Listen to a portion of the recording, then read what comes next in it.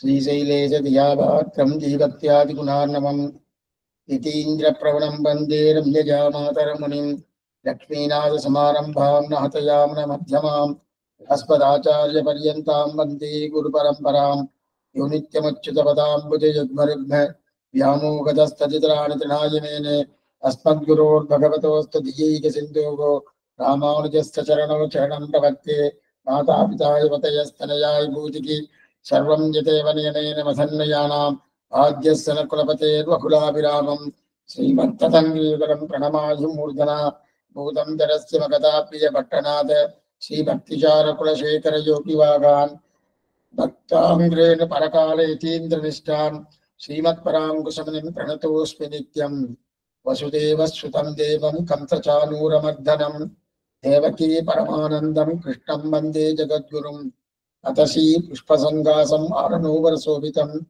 ரத்னகங்கணகேயூரம் கிருஷ்ணம் வந்தே ஜெகத்குரும். கண்ணன் பெருமானுடைய சரித்திரத்தை பறக்க உபதேசிக்க வேண்டும், அவருடைய அனுகிரகத்தை பரிபூர்ணமாக பெற வேண்டும் என்கிற அபிலாஷையோடு சுவாமி வியாச பகவான் ஸ்ரீமத் பாகவதம் என்கிற கிரந்தத்தை அனுகிரகித்தார்.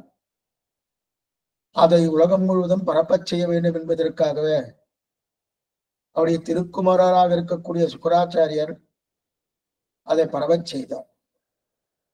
அதிலே பரீட்சித்து மகாராஜா என்கிற பெரியவர் பாண்டவ வம்சத்தவர்கள். அவர் ஏதோ தவறு செய்ய அந்த தவற்றினாலே ஒரு சாபத்தை பெற்றார்.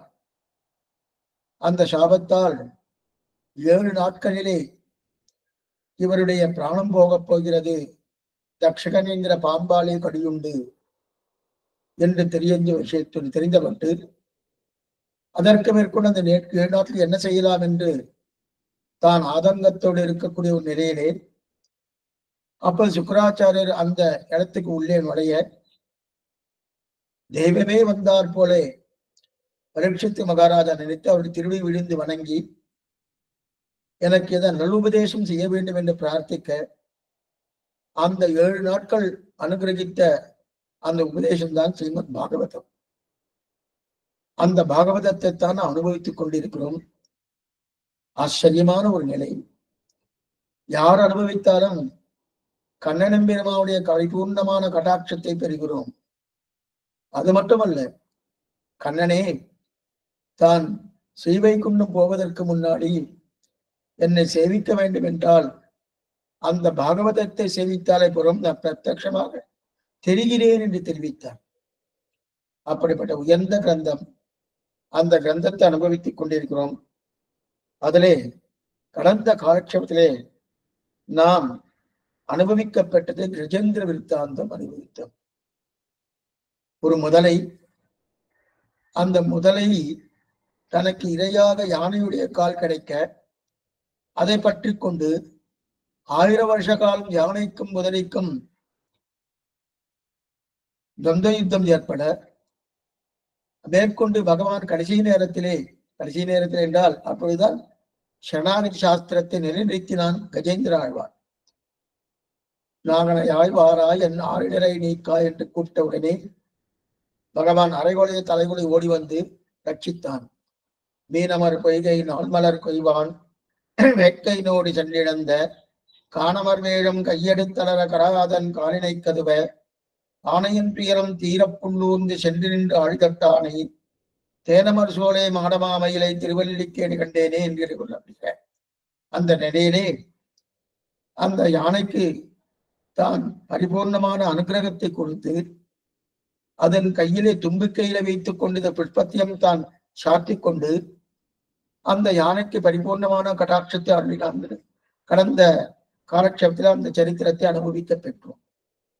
அதற்கு மேற்கொண்டு அந்த யானை யார் என்றால் ஒரு முனிவருடைய சாபத்தாலும் ஒரு நிலையுடைய சாபத்தாலும் ஏற்பட்டது. ஒரு கந்தர்வனுக்கு தேவலன் என்கிற முனிவர் சாபமிட்டார். அந்த முனிவரை அவமானப்படுத்தினான். அதனால முதலையா பிறந்தான் அப்படின்னு தெரியுது.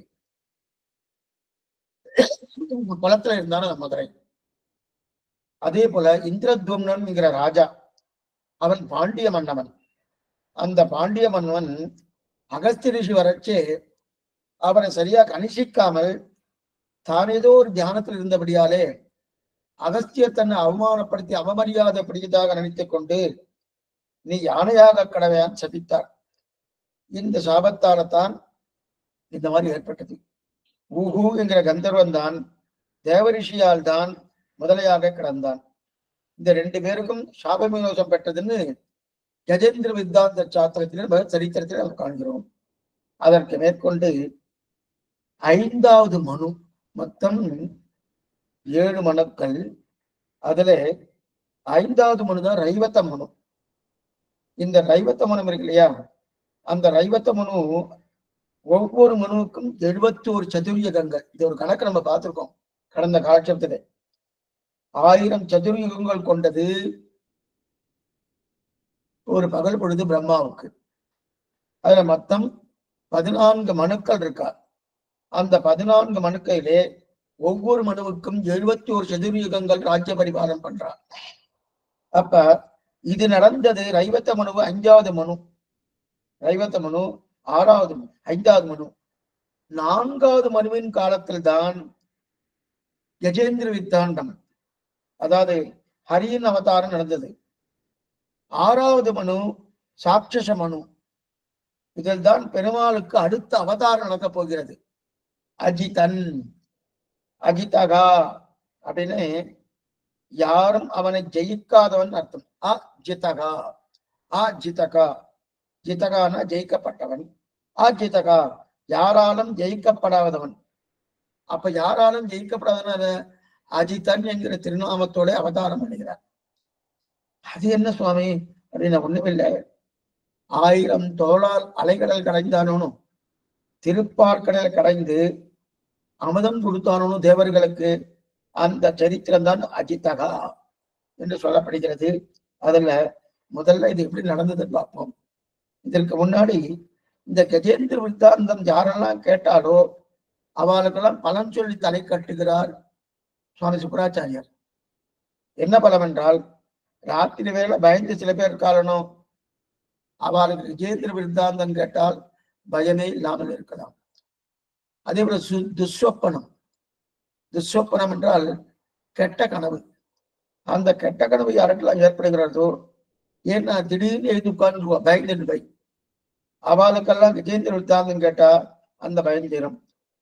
அது மட்டுமல்ல, அவளுக்கு பகவான் நன்னா ஆச்சரியமான புத்தியை அனுகிரகிக்கிறான், சாத்விகமான புத்தியை அனுகிரகிக்கிறான் அப்படின்னு தெரிவிக்கிறார்.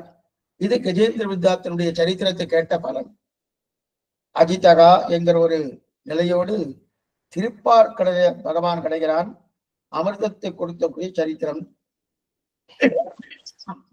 இந்த சரித்திரம் ஏன் நடந்ததுன்னு பார்ப்போம். துர்வாச முனிவர், அது நல்லாவே தெரியும். அவருக்கு ஒரு நிலை என்னன்னா, யாராவது சபிச்சுட்டாருன்னு வச்சுக்க, அவருக்கு ஒன்றும் பலம் கூடுறது.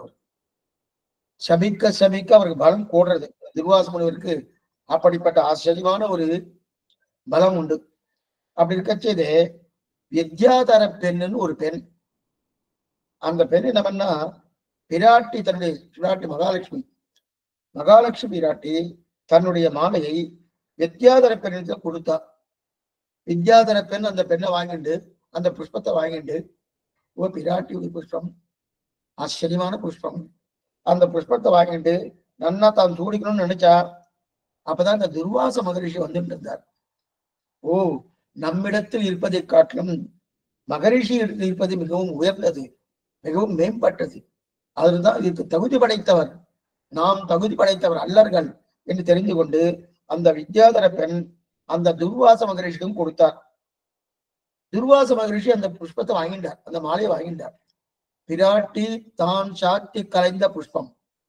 அந்த புஷ்பத்தை வித்யாதர பெண் எடுக்க, வித்யாதர பெண் கொடுக்க, பிராட்டி வித்யாதர பெண்ணானவள் துர்வாச மகரிஷியிடம் கொடுக்க, துர்வாசர் பார்த்தார், இதை நான் வச்சுட்டு என்ன பண்றது, நானோ ரிஷி, முற்றும் துறந்தவன், எனக்கு எதுவும் தேவையில்லையே அப்படின்னு இப்ப ராஜ்ய பரிபாலனம் பண்ணக்கூடிய ராஜாவுக்கு கொடுத்தால் இது லக்ஷ்மியுடைய கடாட்சம் பரிபூர்ணமா அவாளுக்கு இருக்கும் என்பதுக்காக அப்படின்னு சொர்க்கம் என்ன பூபு புவகா சுபகா இந்த 3 லோகங்கள், இந்த 3 லோகங்கள் ஆளக்கூடிய அதிபதி யாரு?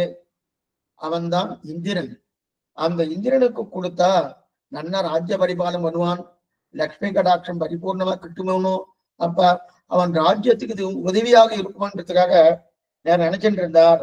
அந்த நேரம் பார்த்து ஐராவதம் என்கிற யானை, அந்த யானை மேலே இந்திரன் வந்துன்றார். இந்திரன் வந்துருக்கச்சே இந்த துர்வாச மகரிஷி இந்த மாலையை அந்த இந்திரனுக்கு கொடுக்கிறார். இந்திரா, இதை நீ வச்சுக்கோ, உனக்குத்தான் இது தேவை. ஏனென்றால் இந்த மாலை விராட்டுடைய மாலை. அவருடைய மாலையினாலே ஐஸ்வர்யத்தை பரிபூர்ணமாக கொடுக்கக்கூடிய மாலை. அதனால இதை நீ வச்சுக்கோ அப்படின்னு சொல்லி கொடுத்தார். அவனுக்கு இந்த மாலையுடைய மகிமை தெரியவில்லை. இந்திரனுக்கு தெரியாதபடியால என்ன பண்ணினான், நேரா வாங்கி அந்த மாலையை வாங்கி தன்னுடைய யானை, ஐராவதி யானை இருக்கணும், அந்த யானையின் கழுத்திலே போட்டுட்டான். போட்டோடனே யானைக்கு என்ன தெரியும், மாலையுடைய மகிமை பூர்த்திவா தெரியுமான்னா யானைக்கு ஒண்ணும் தெரியாது. அதெல்லாம் என்ன பண்ணிட்டு அது அந்த மாலையை அதோட பிரபாவம் தெரியாம இப்படி இப்படி ஆடி அந்த மாலை கீழே விழுந்து காலால தொகைக்கப்பட்டது. அந்த மாலை விராட்டுடைய பிரசாதமாக இருக்கக்கூடிய அந்த மாலை யானையின் காலால தொகைக்கப்பட்டது. நல்லா தேய்த்துடுத்து. இப்ப விராட்டிக்கு கோபம். ஒரு பக்கம் விராட்டிக்கு கோபம், மற்றொரு பக்கம் துர்வாச மகரிஷிக்கு கோபம். ஓ, விராட்டுடைய மாலை இந்த மாதிரி பண்ணிட்டாரே, தன்னுடைய மாலை இந்த மாதிரி பண்ணிட்டாரே, கோபம். உனக்கு எல்லா சொத்தும், அனைத்து சொத்துக்களும் அடியட்டுன்னு சபிச்சுட்டா விராட்டி. யாருக்கு? இந்திரனுக்கு. எல்லா சொத்துக்களும் அடியட்டும்னு சபிச்சுட்டா. சபிச்சுன்ன இந்திரபட்டமே போயிடுச்சு, வீணா போயிடுத்து. வீணா போயிடுச்சு. அது மட்டும் இல்ல, துர்வாசனுடைய சாபம் வேற இருக்கு. ரெண்டும் இருக்கிறபடியாலே லக்ஷ்மியின் கோபம், துர்வாசனுடைய சாபம். இந்திரன் தன்னுடைய ராஜ்யத்தெல்லாம் இருந்து நொந்து போனான். நொந்து போன்றிருக்கச்சே, ஓ என்ன செய்யலாம் என்ன செய்யலாம் என்று இருக்க செய்தே. அப்ப இதுல இருந்து மீண்டு வரணும், மறுபடியும் ராஜ்ய பரிபாலம் பண்ணணும், ராஜ்யம் தனக்கு கிட்டணும் என்பதற்காக பெருமாள்கிட்ட பிரார்த்திக்கிறான். என்னன்னு பிரார்த்திக்கிறான்? மேல ஆதிசேஷ பரியங்கத்தம், அந்த ஆதிசேஷ பரியங்கத்தில் இருக்கக்கூடிய அஜித்தனான பகவான் ரொம்ப முக்கியம். இந்த அவதாரத்துக்கு அஜித்தன்னு பேர். அஜித்தனான பகவானை பிரார்த்திக்கிற பெருமாள் இந்திரனுக்கு ஒரு வழி சொல்றார். இந்திரா, இப்ப உனக்கு ராஜ்யம் போயிடுத்து, வாஸ்தவம் தான். ஆனா நீ இதை பத்தி உனக்கு கவலைப்படாத. நான் இனிமேதான் பார்க்கடலை கடையப் போகிறேன். அதுல கடைந்து அந்த கடைந்தபடியான வரக்கூடிய அமிர்தத்தை வைத்துக் கொண்டு நாம் மோகினி வடிவத்தை எடுத்துக்கொண்டு உங்கள் எல்லோருக்கும், தேவர்கள் எல்லோருக்கும் பிரித்து கொடுக்க போகிறோம். அதனால் அந்த அமிர்தத்தை சாப்பிட்டு நீங்கள் சாகாவரம் பெறப் போகிறீர்கள் அப்படின்னு இந்த சரித்திரம். அதனால என்ன கிடையாது, நீங்க சாகாவரம் பெற்றால் உங்களுக்கு இருக்கக்கூடிய அசுரர்கள் எல்லாம் பயந்து ஓடுவா, அவளால உங்களுக்கு எந்த பயமும் இருக்காது என்கிற நிலையோடு இந்த கதையை சொன்னான். இந்த கதை தான் திருப்பார்கடலை கடையக்கூடிய கதை. வங்க கடல் கடைந்த மாதவனை கேசவனை சொல்றமனு. அப்படி திருப்பார்கடலை கடைந்த கதை. அந்த கதையை இப்ப என்ன ஆயிடுதுன்னா, இந்த திருப்பார்கடலை கடைந்தபடியா அமிர்தம் கிடைக்கிறதுன்னு, அந்த அமிர்தத்தை இந்திரன் பருகினானால் நிறைய சக்தி கிடைக்கிறது. நிறைய சக்தி கிடைக்கச்சே, அப்ப இந்திரன் பிரார்த்திக்கிறான், அதுக்கு அந்த அமிர்தம் எனக்கு கிடைக்கணுமே, கிடைக்கணும்னா நான் என்ன செய்யணும் அப்படின்னு கேட்க பெருமானத்துக்கு பதில் சொல்றார். ஒண்ணுமில்லை, முதல்ல போய் அசுரர்களிடத்துல போய் கைகோர்த்துக்கொள். கைலாபம் சொல்றாரு, கைகோர்த்துக்கொள்ன்னு சொல்றார். அப்ப அசுரர்களை நண்பனாக்கிக் கொள்ளுன்னு தெரிவிக்கிறார். அசுரர்கள் எனக்கு நண்பனா? அவர்கள் இங்க விரோதிகள் ஆயிட்டு அவர்கள் எப்படி நண்பர் ஆவார்கள்? அவர்கள் விரோதிகள் ஆயிட்டுன்னா ஒண்ணுமில்லை, அவர்களோடு நீ கை கோர்த்து கொண்டுதான் ஆகணும். ஏன்னா அவர்களால் ஆபத்து இருக்காது உண்டு. ஆனாலும் நீங்க விரோதிகளை கை கோர்த்து கொள்ள முடியுமான்னு நீ கேட்கறைய. ஆனா விரோதிகளை கை கோர்த்து கொள்ளணும். அவ்வப்போது இந்த மாதிரியான ஒரு பணிகளை செய்துதான் ஆகணும். இந்திரா, நீ விரோதி விரோதின்னு சொல்லிட்டு இருக்க, விரோதியும் சில காலத்துல நமக்கு உதவித்துக் கொண்டால் வழிவகைக்கும் உண்டு என்று தெரிவிக்கிறார் பெருமான். அதுக்கு என்ன தெரியுமா? பாம்பும் எலியும் ஒண்ணுக்கு ஒண்ணு விரோதிகள். பாம்பு எலிய பார்த்தாலும் உடனே சாப்பிட்டோம். அநேகமா வயக்காட்டுல எல்லாம் நிறைய பாம்புகளும் இருக்கும், எலிகளும் இருக்கும். எலிகளால அந்த வயல்களுக்கு நிறைய இம்சைகள் ஏற்படும். அதனால அங்க பாம்புகள் இருக்கு. அங்க பாம்புகள் இருக்கிறபடியாலே அந்த எலிகளை அந்த பாம்புகள் சாப்பிடுறதுனும். அப்ப எலியும் பாம்பும் ரெண்டு ஒண்ணுக்கு ஒண்ணு நட்பு பாராட்டக்கூடிய இடமும் உண்டுன்னு தெரிவிக்கிறார் சுவாமி பெருமான். ரெண்டு பேரும் நட்பா இருப்பாரா? நான் இருப்பாரு. ஏன்னா அப்பப்பாவது பாம்பு எங்கேயா போய் சிக்கிக்கும், வலையில ஏதாவது வலையில் சிக்கிக்கும். சிக்கின்ற ஒண்ணு அப்ப எலியை பார்த்து பாம்பு சொல்லுவான், எலியே நீ என்னை கடிச்சிடும், இந்த வலையை கடிச்சிடும், கடிச்சிட்டேன்னா நான் இதுல இருந்து தப்பிச்சு வந்துருவேன். அதெல்லாம் கடிச்சிட்டு சொல்றதனோ. அப்ப அந்த எலிடத்துல நட்பு பாராட்டுறதனோ. தப்பிச்சுட்டு வந்ததுக்கு அப்புறம் உன்னை சாப்பிடுறேன் விட்டு வைக்காது சாப்பிடுறதனோ. இது சொல்ல வந்தேன்னா, எலியும் பாம்பும் ஜன்ம பகையா இருந்தாலும் அவ்வப்போது நட்பு பாராட்ட வேண்டியது அந்தந்தருக்கு உண்டு. அதனால அசுரர்களுக்கும் தேவர்களுக்கும் பகை இருந்தாலும் பரவாயில்லை, நீ போய் அவர்களோடு நட்பை ஏற்படுத்திக் கொள் என்றார். ஏன் எதுக்காக நட்பு ஏற்படுத்தினா, அந்த திருப்பார்களை கடைவது உன்னால் மட்டும் முடியாது, நீ அசுரர்களை பலத்தை வைத்துக் கொண்டுதான் கடைய முடியும். அதனால் நீ போய் அவர்களிடத்தில் நட்பை ஏற்படுத்திக் கொள்ளுன்னு சொல்றார். சில நேரத்துல சில விரோதிகளே நமக்கு நண்பர்களா இருப்பார், சில நண்பர்களே விரோதிகளா ஆகலாம். இது நம்ம நம்முடைய வாழ்க்கையிலே பார்க்கலாமோனோ. சில பேர் விரோதிகளா இருப்பா. அவ நண்பர்கள் ஏதோ நல்லது பண்ணிட்டு போயிடுவா. நண்பர்கள்னா அப்படியே பர்மனண்டா நண்பர்களா இருப்பான்னு அடியில் சொல்ல வரல. சில நன்மைகள் அவளாலும் கிடைக்குமோனோ, அதனால அதுக்காக நீ பண்ணணும் அப்படின்னு சொன்னார். இந்த வார்த்தையை சொல்லிட்டு பெருமாள் சயனிச்சுட்டு போயிட்டார். திருப்பார்கடவை சயனிக்க போயிட்டார். இப்ப திருப்பார்களை கடையணும். கடையணும்னாலே மந்திரமலையை கொண்டு வரணும். மந்திர பர்வதம்னு பேரு. அந்த மந்திர பர்வத்தை மத்தாக வைத்துக் கொண்டுதான் வாசுகி என்கிற பாம்பு, அந்த பாம்பாவை நானாக சுட்டிதான் கடையணும். மந்திர பர்வதம், பர்வதம்னா மலை, அந்த பர்வதத்தை அந்த திருப்பார்கடலில் மத்தியிலே வைத்து அதை மத்தாக வைத்து, மத்துக்கு ரெண்டு பக்கம் கயிறு இருக்கணுமோனோ, அந்த கயிறு தான் வாசுகி என்கிற பெரிய பாம்பு. அந்த பாம்பை கயிறாக கட்டி கடைந்தால் அமிர்தத்தை எடுக்கலாம் அப்படின்னு பெருமாள் இந்திரனுக்கு ஆலோசனை சொல்ல, இவர் போய் மந்திரத்தை, இது மட்டும் இல்ல, அந்த ஆலோசனை மூலமா என்ன கிடைக்கிறது? அமிர்தம் கிடைக்கிறதுனோ. எப்படியாவது அமிர்தத்தை சாப்பிடணும். அமிர்தத்தை சாப்பிட்டாதான் உங்களுக்கு மரண பயம் நீங்கும். அந்த மரண பயம் போகணும்னாலே சாகாவரம் கிடைக்கணும். அதனால நீங்க யாரும் அசுரர்களாலே உங்களுக்கு துன்புறுத்தல் என்பது வராது, நீங்க அசுரர்களையே ஜீத்து விடலாம் இங்கு பெருமாள் சொல்ல. இப்ப அந்த மந்திரமலையை தூக்கிட்டு வரணும். தூக்கிறதுக்காக இந்திரன் கேட்கிறான், அது தூக்கிட்டு வரணுமே, யார் தூக்குவா, என்ன பண்ணுவா அப்படின்னு. பெருமாள் சொல்ற, சில யுக்திகள் தான் கொடுக்க முடியும், எல்லாத்தையும் நானே பண்ணினேன்னா அப்ப நீ என்ன பண்ண போற? நீ ஒண்ணும் பண்ண முடியாது. இப்ப சில சில சமங்கள் சில சில குடும்பத்துக்கெல்லாம் ஏற்படும். சன்னதிக்கு போய் இந்த கைங்கரியம் பண்ணுக்கும், அவளுக்கு இந்தந்த தானம் கொடுக்கும், இவாளுக்கு இந்தந்த நிலைகள் பண்ணுங்கன்னு சொல்றார். சொல்லும் போது சுவாமி அதையும் நீரே பண்ணிடலாம்னா அப்ப இவர் என்ன பண்ணுவார்? அதே போல சில யுக்திகள் தான் சொல்ல முடியுமே தவிர அந்த யுக்திகளையும் தானே பண்ணும்படியான தன்மை ஏற்படுமானா ஏற்படாது. அது யாரும் பண்ணமாட்டார். பெருமாள் பார்த்தார். அப்ப மந்திரமலையை கொண்டு வருது உன் பொறுப்பு இந்திரா, நீதான் கொண்டு வரணும். உனக்கு தானே, உனக்கு எது வேணும்? அமிர்தம் வேணும். நீ தானே கடைய போகிறீர். எப்படி கடைய போகிறீரோ அப்ப மந்திரமலை நீதான் கொண்டு வரணும் அப்படின்னு சொல்றது. எப்படி கொண்டு வர்றது, என்னப்பா கொண்டு வர்றதுன்னு தேவர்கள் எல்லாம் ஐஷன் மானார். ஐஷன் போய் நேர மந்திரமலையை தூக்கிட்டு வர்றதுக்காக தூக்கிட்டு வர்றார். தூக்கிட்டு வர்றச்சு தூக்க முடியாம தூக்கி அப்படியே பாதிரி கீழே விட்டாச்சு. அதுக்கு கீழே நிறைய தேவர்கள், நூற்றுக்கணக்கான தேவர்கள் மனித பிராணமே போயிடுச்சு. நூற்றுக்கணக்கான தேவர்கள் மடிந்து பிராணமே போயிடுச்சு. இப்ப இந்திரன் பார்த்தாரு, பிரியல.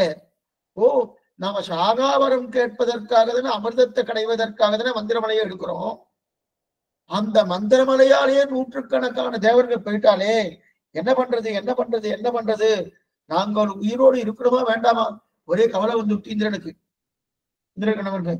நாங்க இருக்கிறோம்னு நினைச்சிட்டு மந்திரமதை தூக்கொண்டு போக, அதனாலே நிறைய பேர் பிராணம் போயிட்டே, நம்மால் முடியாது அப்படி இந்திரன் சொல்ல, உடனே பெருமாள் கருடனை வரவழைத்து கருடனை கூப்பிட்டு அந்த மந்திரமலையை கருடன் முதுகிலே வைத்துக் கொண்டு இதை கொண்டு வந்து நன்னா எங்க அந்த திருப்பார்கடல் மத்தியிலே வையும் என்று சொன்னார். உடனே கருட பகவான் அந்த மந்திரமலையை தூக்கி தன்னுடைய முதுகிலே வைத்துக் கொண்டு போய் பார்க்கடலை வைக்க சொல்லி அவரை வச்சுட்டார். வச்ச உடனே இப்ப வாசுகி என்ற பாம்பு, அந்த பாம்பை நானாக பண்ணியாச்சு. நானாகன்னா கயிறு ஒண்ணுமில்ல, அந்த தயிர் கிடைக்கிற மனம் தயிர். இப்பெல்லாம் அதெல்லாம் கிடையாது, இப்பெல்லாம் மிக்சி வந்துடுத்து. மிக்சி வந்துடுத்து, இப்ப கடையிறது போயிடுத்துலாம். ஆனா அந்த இடத்துல கடைவார் கடையும் போது இந்த திருப்பாவையில பாசனமே இருக்கு. திருப்பாவையில இருக்குன்னு காசம் பிறப்பும் கனகலக்க பை வேர்த்து வாசனரும் குழலாட்சியர் மத்தினால் ஓசைப்படுத்த தயிரறவும் கேட்டிலையோ அப்படின்னு தெரிவிக்கிறார் இல்லையா? அப்படிப்பட்ட அந்த கடையிற மோனம், அந்த கடையிறமுன்னா அதுக்கு கயர், அந்த கயிறு தான் வாசுகி என்கிற ஒரு பாம்பு. அந்த அதை நானாக கித்தி அப்ப அதை கடைய ஆரம்பிக்கிறார். கடைய ஆரம்பிக்கணும், அசுரால கூப்பிடணும். தேவர்கள் ஒரு பக்கம் இழுக்கணும், அசுரர்கள் ஒரு பக்கம் இழுக்கணும். அதனால அவரை கூப்பிட்டா அவ பார்த்தா பார்க்கல கடைந்து விடணும். எங்களால மட்டும் கடைய முடியாது, அசுரர்களே நீங்களும் வாங்கும், நீங்கள் ஒரு பக்கம் கடையலாம், நாங்கள் ஒரு பக்கம் கடைகிறோம் அப்படின்னு சொல்றச்சே. உடனே என்ன சொன்னார், இப்ப என்ன பண்ணணும்னா கடையச்சே யார் எந்த பக்கம் பிடிச்சுக்கணும், யார் எந்த பக்கம் நிற்கணும். ஏன்னா பாம்புக்கு ரெண்டு பக்கம் உண்டு. ஒரு பக்கம் தலைப்பக்கம் பாம்பு ஒரு நிலை, வால் பக்கம் பாம்பு ஒரு நிலை. இப்ப வால் பக்கம் பாம்பு இருக்கக்கூடிய நிலையில தேவர்கள் பிடிக்கணுமா, இல்ல தலைப்பக்கம் பாம்பு இருக்கக்கூடிய நிலையிலே தேவர்கள் பிடிக்கணுமா? இந்த பெரிய விசாரம் வந்துருக்கு. இந்த விசாரம் வரும்னு முன்னாடியே பகவான் தெரிஞ்சுண்டோ இந்திரனுக்கு காதோடு சில ரகசியத்தை சொல்றார். இந்திரா, நீ இந்த விஷயத்துல கொஞ்சம் ஜாகிரதையா இருக்கணும், அப்ப நீ விட்டு கொடுத்துடுன்னு இந்த வார்த்தையை சொல்றார். என்னன்னு பின்னாடி சொல்றேன். ஏன்னா வாசுகி என்ற பாம்பை கயிறாக திரித்து கடையணும், மந்திரமலையை வைத்து கடையணும். கடையும் போது அப்ப ஒரு பக்கம் தலைப்பக்கம், மறுபக்கம் வால் பக்கம். தலைப்பக்கம் யார் பிடிக்கிறது, வால் பக்கம் யார் பிடிக்கிறது என்கிற பெரிய விசாரம் வந்துட்டு தேவர்களுக்கும் அசுரர்களுக்கும். ஏன்னா தலைப்பக்கம் பிடிக்கிறவன கொஞ்சம் உயர்த்தியா இருக்கிறவா தான் தலைப்பக்கம் பிடிப்பார். வால் பக்கம்ன்றதுன்னு என்னது, வால் பக்கம்னால அது சுவாமி அது கொஞ்சம் அவமரியாதான ஒரு இடம், அங்க போய் யாரு பிடிப்பா வால் பக்கத்தை போய் அப்படின்னு சொல்லுவாரோ. அதனால என்ன பண்ணிட்டா தேவேந்திரன் என்ன சொன்னா, நாங்கள் தலைப்பக்கம் தான் பிடிப்போம், நீங்க வால் பக்கம் பிடிச்சிட்டு அந்த கைத்தை இருங்க, அந்த பாம்பு இடுங்கோம்னா. அசுராளுக்கு கோபம் வந்துடுச்சு. உன்னால முடியலன்றதுக்காக தானே எங்களே அழிச்சிருக்க, உன்னால முடிஞ்சிருந்தா நீயே பண்ணியிருப்பியனோ, திருப்பார்கள் கடைஞ்சிருப்பியனோ. உன்னால கடைய முடியலன்றதுக்காக தானே எங்களை அழிச்சிருக்க. எப்பல எங்களை அழைத்தாயோ நாங்க தானே பிரதானம், நாங்கள் தான் தலைப்பக்கம் இருப்பேமே தவிர வால் பக்கம் நீதான் இருக்கணும்ட்டார். ஏன்னா வால் பக்கம் கொஞ்சம் அது கொஞ்சம் கேவலமான இடம். நாமே புரியத்துக்காக சில பேருக்கெல்லாம் ஒத்தடம் கொடுப்பா, ஒத்தடம் கொடுக்கறச்சு தலை பக்கமோ முதுகு பக்கமோ திருமாம்பா பக்கமோ கொடுக்கறது விட்டவர் பின்பக்கம் கொடுக்கணும்னாலே சில பேருக்கு கொஞ்சம் சிரமமா இருக்குமானோ, அதே போலதான் இது. அப்ப இப்ப என்ன ஆச்சு, இந்த வால் பக்கம் பிடிக்க முடியாது அப்படின்னு அசுரா சொல்லிட்டா. அசுரா சொல்லிட்டா, சொன்ன உடனே இந்திரனுக்கு இன்னும் கோபம் அதிகமாயிடுது. நாங்களாம் தேவர்கள், நீங்கெல்லாம் நாங்கெல்லாம் உயர்ந்தவர்கள், நீங்கெல்லாம் தாழ்ந்தவர்கள், அசுரர்கள், நீங்கள் வாழ் பக்கம் தான் பிடிக்கணும்னா. அப்பதான் பகவான் சொல்றாரு, இந்திரா உனக்கு சொல்லி கொடுத்தனே அந்த ரகசிய கைவிட்டுட்டியா, அவன் தலைப்பக்கம் பிடிக்கிறான்னு சொன்னானே விட்டுடுன்னு சொல்லி கொடுத்துருக்கனே, ஏன் விட்டுடுன்னு பின்னாடி சொல்ல போறா பாருங்க. விட்டுடு, நீ வால் பக்கமே பிடின்னு சொன்னா இப்ப வால் பக்கம் பிடிக்கிறார். 2 பேருக்கும் கடை ஆரம்பிக்க, கடையை தொடங்குறார். நடுவுல மந்திரமலை, ஒரு பக்கம் தேவர்கள், ஒரு பக்கம் அசுரர்கள். வாசுகிங்கிற பாம்பை வச்சு கடைகிறார். நீல் நாகம் சுற்றி நெடுவரை நட்டு ஆழ்கடலை பேனான் கடைந்தமுதம் கொண்டு வந்த பெம்மான். திருவங்கியாழ்வார் பாசுரம். நீல்நாகம் சுற்றி நெடுவரை நட்டு ஆழ்கடலை பேனான் கடைந்தமுதம் கொண்டு வந்த பெம்மான். 2 பக்கம் இழுக்க இழுக்க இழுக்க பெருமாள் பார்க்கிறார், வேடிக்கை பார்க்கிறார். ஒரு பக்கம் தேவர்கள் இழுத்துட்டு இருக்கா, வால் பக்கம் அசுரர்கள் தலைப்பக்கம் இழுத்துட்டு இருக்கா, பார்த்துட்டு இருக்கா. இழுக்க ஆரம்பிக்கும் போது சண்டை வந்துச்சு. கயிறு பக்கம் பார்க்க இந்த சண்டை வந்துட்டு, சண்டை வந்த உடனே இவ சண்டையாலதான் என்ன பண்ணிட்டா, நான் கயிறு பக்கம் தான் பிடித்தேன், நான் வால் பக்கம் தான் அப்படின்னு பிடிச்சுட்டு இருக்கா. பிடிச்சிருந்த உடனே இப்ப தலைப்பகுதியில பிடிச்சிட்டு இருக்காரோ, பிடிச்சிட்டு இருக்காச்சு. மெதுவா கடைய ஆரம்பிக்கும் போது மேய்நிறை கீழ் புக மாப்புரள சுனவானி நரீர் பிளிரிச்சொரிய என ஆனிரபாடி அங்கே ஒடுங்க அப்பன் தீமழை காத்து குண்டமெடுத்தானேன்னு ஆழ்வார் வாசனம். ஆடியட சங்கம் வில்லுமெட திசவாடியட தண்டும் பாலுமெட அண்டம் மோழையட முடிபாதமெட அப்பன் ஊழியர உலகம் கொண்டவாரன் பாசனம். 6 மலைக்கு எதிர்ந்தோடு மொழி அறவூறு சுலாய் மலை தேய்க்கும் மொழி கடல் மாறுசுடன் அழைக்கின்ற வழி அப்பன் ஷாறுபட அமுதம் கொன்ற நான்றேன்னு.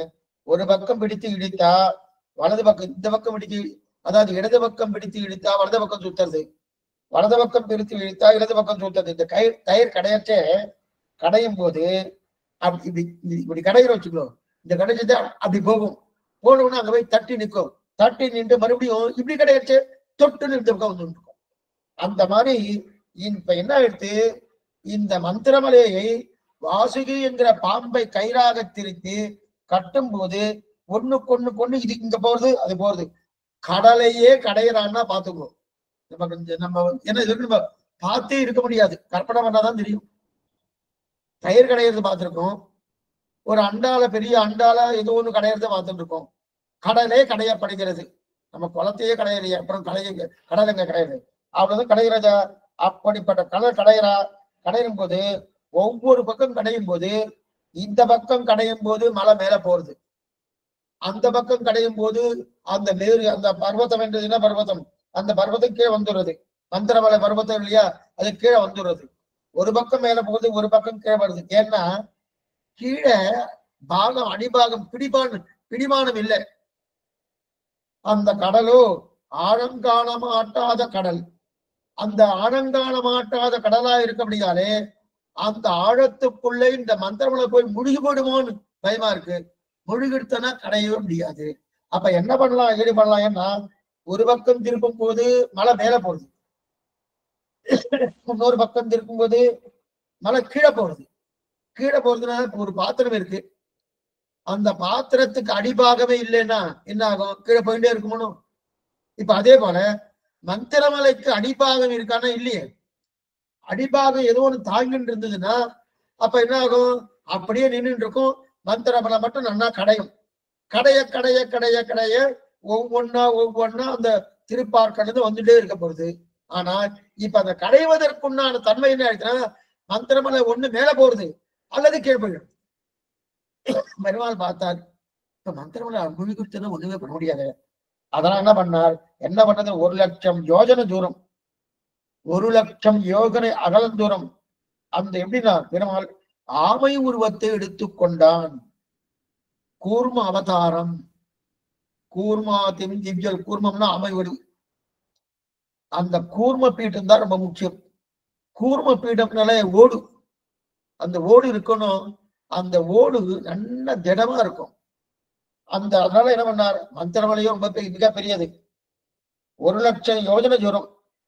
1,00,000 யோஜனைனா எவ்வளவு தூரம் தெரியுமா, ஒரு யோஜனைனா 10 மைல். 1,00,000 யோஜனைனா என்னது, 10,00,000 யோஜனை தூரம் மைல் அகலத்துக்கு பெருமாள் கூர்ம அவதாரமா. 10,00,000 யோஜனை மைல். 1,00,000 யோஜனைனா ஒரு யோஜனைக்கு 10 மைல். அப்ப 1,00,000 யோஜனைனா 10 10 கூட்டல் என்ன, அது மாதிரி 10 வருது 1,00,000 வருது 10 லட்சம். 10 லட்சம் மைல் அகலத்துக்கு ஆம வடிவத்தை எடுத்துட்டான மலை அவ்வளவு பெருசு. அவ்வளவு பெரிய மலையை கடைஞ்சின்னு இருக்கா. கடைஞ்சின்னு இருக்கச்சே ஒரு பக்கம் கடையிறா, அது பக்கம் கரையிறா. அது 6 மலைக்கு எதிர்ந்தோடு மொழி அறவூறு சொலாய் மலை தேய்க்கு மொழி கடல் நாறு படன் மாறு சுழன்று அடைக்கின்ற மொழின்னு தெரிவிக்கிறாரியா. ஆக 1,00,000 யோஜனை அகலம் ஓட்டோடு அவதாரம் பண்ணிட்டு கூர்ம அவதாரம் பண்ணி, அப்ப அந்த கூர்ம அவதாரம் பண்ணி அந்த மேரு பர்வதத்துக்கு கீழே போய் பெருமாள் போய் உட்கார்ந்த உடனே அந்த மந்தர பர்வதம் என்பது என்ன ஆயிட்டு, அந்த மந்த பர்வதம்ன்றது மெதுவா இந்த கூர்மா பீடத்து மேல உட்கார்ந்தபடியால கீழே இறங்காம அந்த முதுகின் பேரை வைத்துண்டு இனிமே கீழே போகாம நன்றாக கடையட்டும், கீழே போகாம நன்னா கடையட்டுன்னு கடையத்துக்கு கொடுத்துட்டார். இப்ப கடைய ஆரம்பிச்சிட்டார் மறுபடியும். என்ன, முதல்ல கடையும் போது நல்ல மேல போயிட்டு அல்லது கீழே போறது, அதனால சரியா கடைய முடியல. அதனால பகவான் கூர்மாவதாரத்தை எடுத்துக்கொண்டு அந்த கூர்மத்து மேலே அந்த மந்திர பர்வத்தை வைத்துக் கொண்டு அந்த மந்திர பர்வத்திற்கு மேலே தான் வாசுகி நானவாளை கேட்டு ஒரு பக்கம் இவா இருக்கிறார் தேவர்கள், மற்றொரு பக்கம் அசுரா இருக்கிறார். தேவர்கள் வால் பக்கம் இழுத்துட்டு இருக்கா, அசுரர்கள் வாய் பக்கம் இழுத்துட்டு இருக்கா.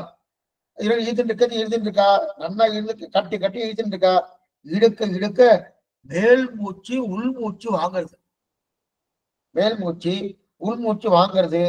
ஆனா வாசுகிங்கிற பாம்பு இருக்கணும், பெரிய பாம்பு, சாமானிய பாம்பு இல்லை, அவ்வளவு பெரிய பாம்பு.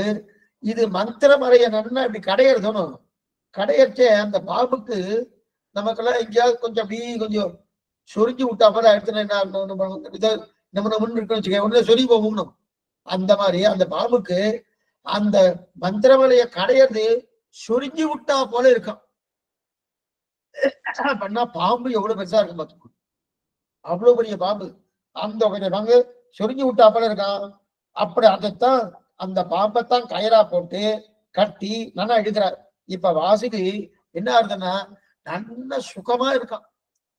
சில பேருக்கு அப்படியே ராத்திரியானா நல்லா கால் வலிக்கிறது, சுவாமி என்ன பண்றது, இது ஓடி ஆடி வலிக்கிறது. என்ன உடனே யாராவது அந்த அந்த காலை அமுக்கி விட்டா வச்சுங்க, பிடிச்சிட்டு என்ன பண்ண வச்சுக்க அப்படியே தூக்கம் வந்துடும். என்ன ஆனந்தம் சொல்றமனோ. அந்த மாதிரி இந்த பாம்பு நண்டை ஒரு பக்கம் இவா இருக்கிறா, ஒரு பக்கம் இருக்கா, இழுக்க இதுக்கு ஆனந்தமா இருக்கான். அப்படியே தூங்கிட்டோம். பாம்பே அப்படியே தூங்க ஆரம்பித்தான். அப்ப தூங்க ஆரம்பிக்கும்போது மேல் மூச்சு உள்மூச்சு வாங்கும்போது பாம்புக்கு நமக்கே தூங்க ஆரம்பிக்கும்போது மேல் மூச்சு உள்மூச்சு வாங்குறது, மேல் மூச்சு உள்மூச்சு வாங்குறச்சே அப்ப என்ன ஆகுதுன்னா பாம்புடைய வாயில தான் விஷம் இருக்கு, ஆழகால விஷம்.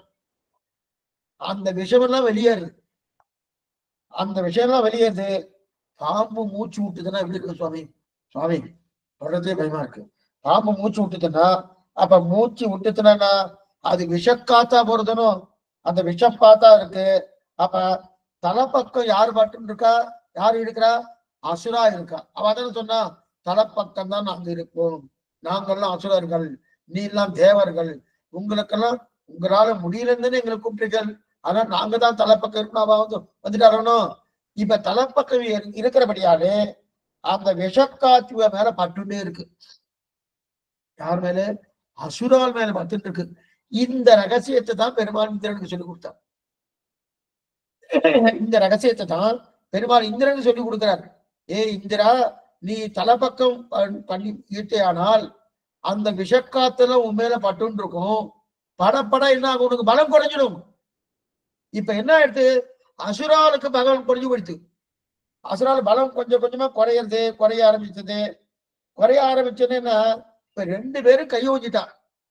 என்னைக்கு இருந்தாலும் அசுராலுக்கு தான் பலம் அதிகம், தேவர்களை காட்டணும். ஆனா அவதான் வாய்ப்பக்கம் இருக்கா. வாய்ப்பம் இருக்கச்சே தலைப்பக்கம் இருக்கும்போது அந்த தலைப்பக்கத்து வாயிலிருந்து விஷக்காத்து வந்துட்டே இருக்கணும்.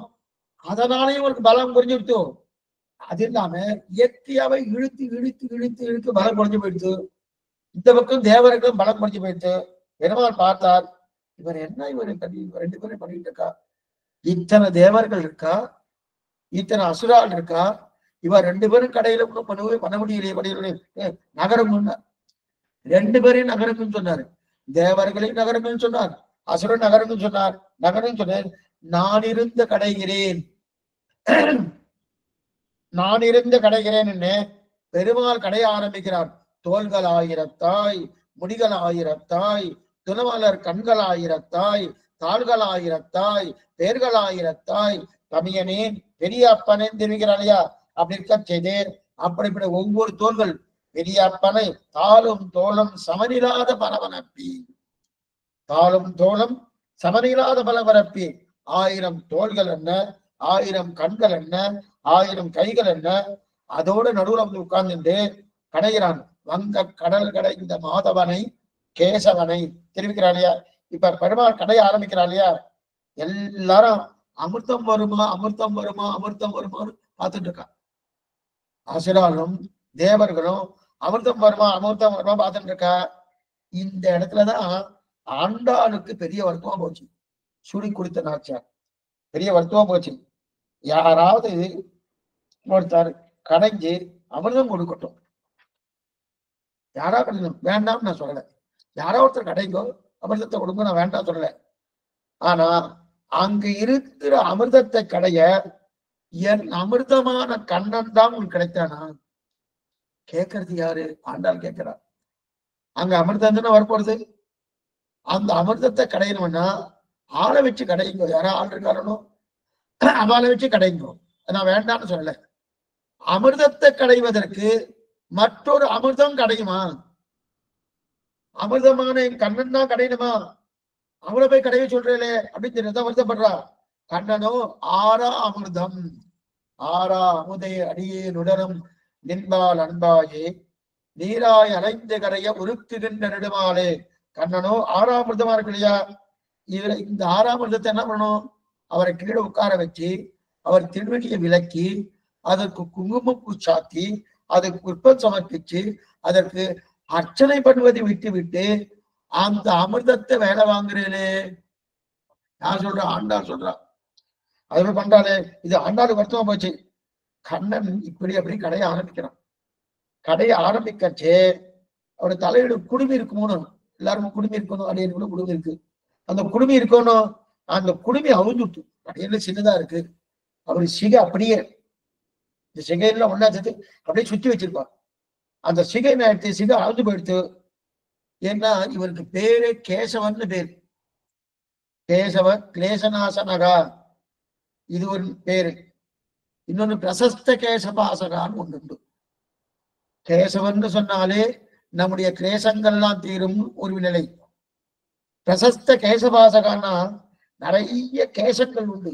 மயிர் முடி நீண்டு சுருண்டு இருண்டு நெய்த்து நெடுநீளம் கொண்டு அப்படி இருக்கக்கூடிய ஆச்சரியமான திருக்குறள். அன்று மாயன் குழந்தையில் கொள்கின்ற போரினை சுகந்திட்ட கொழுத்துருளில் உள்கொண்ட நீல நன்னூல் தழைகொள் அன்று மாயன் குழல். ஆழ்வார் தெரிவிக்கிறார் திருவாய்மையில. அப்படி இருக்கச்சே அப்படிப்பட்ட குழல் இருக்கணும். மைவண்ண நறுங்குஞ்சி குழல் பின் தாழ திருமங்கை ஆழ்வார் தெரிவிக்கிறார். அப்படிப்பட்ட குழல் இருக்கு இல்லையா? அந்த குழல் அவனது அந்த குடுமி அருஞ்சுடுத்து அப்படின்னா தான் 2 கடையிறாரோ 2 ஒரு பக்கம் வால் பக்கம் மற்றொரு பக்கம் தலை பக்கம் 2ஐயும் முடிச்சுட்டு கடையிறார். கடையச்சு இப்படி தலையெல்லாம் அப்படி ஆடணும். ஆட ஆட குடும்பம் அழுந்துட்டு அழுந்த உடனே இந்த பாக்கிறதுக்கு ஒருத்தரும் பார்க்கல. அமிர்தம் வருமா அமிர்தம் வருமா அமிர்தம் வருமா பார்த்துட்டு காலத்து வர இதை பார்க்கவே இல்லை. அமிர்தத்தை காட்டிலும் 6ஆம் இருக்கே அதை பார்க்கல. அந்த அந்த அமிர்தத்தை சாப்பிட்டா என்ன கிடைக்கும்? மரணபயம் நீங்கும். மரணம் கிடையாது, மரணபயம் நீங்கும். ஆனா இந்த அமிர்தத்தை சாப்பிட்டா முக்தியே கிட்டும், பரமபதமே கிட்டுமோனோ. ஆனாலும் எல்லாம் என்ன பார்த்துட்டு இருக்கா? அந்த திருப்பார்களை கடையற்சே வருமா வருதா பார்த்துட்டு இருக்கானோ. இதை புரிஞ்சு கொள்ளாம இதை நம்முடைய பூர்வாச்சாரம் என்ன போகுமா? உப்புச்சாருவா. அந்த அமிர்தம் உப்புச்சாறு. உப்புச்சாரை போய் பார்த்துட்டு இருக்காளே அப்படின்னா எதுவும் சொல்ல வந்தேன்னா அவருடைய கேசபாசங்கள் அந்த குடிமை ஊதுட்டான். இது ஒரு எக்ஸாம்பிள் எனக்கு சுவாமி சொல்லுவார். என்னன்னா அந்த காலத்துலலாம் நாதஸ்வர வித்வான் தவுள் வித்வான்லாம் இருக்காரணும். அவன் எல்லாம் ரொம்ப வைதிகமா இருப்பான். வைதிகமா இருப்பா. வைதிகன்னா அப்படியே குடுமி வச்சுட்டு இருப்பா. அவ மதத்துக்கு உண்டான சின்னங்கள் என்னவோ அந்த சின்னங்களை வச்சுட்டு இருப்பா. அதை போட்டுதான் சட்டையே போட மாட்டான். வேட்டி மேல் துண்டு மேல் உத்திரியோ கட்டின்னு தான் வருவா. குடுமி என்ன பெரிய குடுமி வச்சுட்டு இருப்பா. அப்ப அது மாதிரி நாதஸ்வர வித்வான் வாசிக்கச்சே தனிய ஆவர்த்தனம்னு வாசிப்பா. 1.5 மணி நேரம் வித்வான்கள் தங்கள் தங்கள் தங்கள் வாசிப்பை கேட்டு முடிச்ச உடனே தனி ஆவர்த்தனம் நடக்கும். கடைசியில நடக்குது தனி ஆவர்த்தனம். அந்த தனி ஆவர்த்தனம் நடக்கச்சே அந்த தவில் வித்வான் என்ன பண்ணாருன்னா அவங்க வாய்ப்பு கொடுப்பா. அந்த நாட்களை என்ன பண்ணுவான், அவன் கட்டுக்குடுமி வச்சுட்டு இருப்பான். கட்டுக்குடுமி வச்சுட்டு இருப்பச்சே குடுமி வச்சிருந்தாலும் தவில் வித்வானுக்கு வாசிக்கும் போது அவிழ்ந்து விடும். அந்த கட்டுக்குடி அவிழ்ந்துடும். அவிழ்ந்த உடனே அவரை முடிச்சுக்கணுமோனோ, முடிச்சுண்டு தமிழ் வித்வான் வாசிக்கலாமோனோ, அவர் வாசிக்க மாட்டார். அதை மொத்தம் வாசிச்சு முடிச்சதுக்கு தான் முடிப்பார். அப்ப நிகழ்ச்சி இப்படி தலையை ஆட்டின்ண்டே இருக்காருனோ, இந்த கட்டுப்படி இப்படி இப்படி ஆடும். இப்படி இப்படி ஆடிண்டே இருக்கணும், பார்க்கறதே அழகா இருக்கும். அடுத்து ஒண்ணுமில்லாத இந்த தமிழ் வித்வான் கட்டுக்குடுமி அவிழ்ந்தவுடனே அந்த அவிழ்ந்த கட்டுக்குடுமியோடு தன்னுடைய தமிழை வாசிக்கும் போது பார்த்தா எத்தனை அழகா இருக்கும்.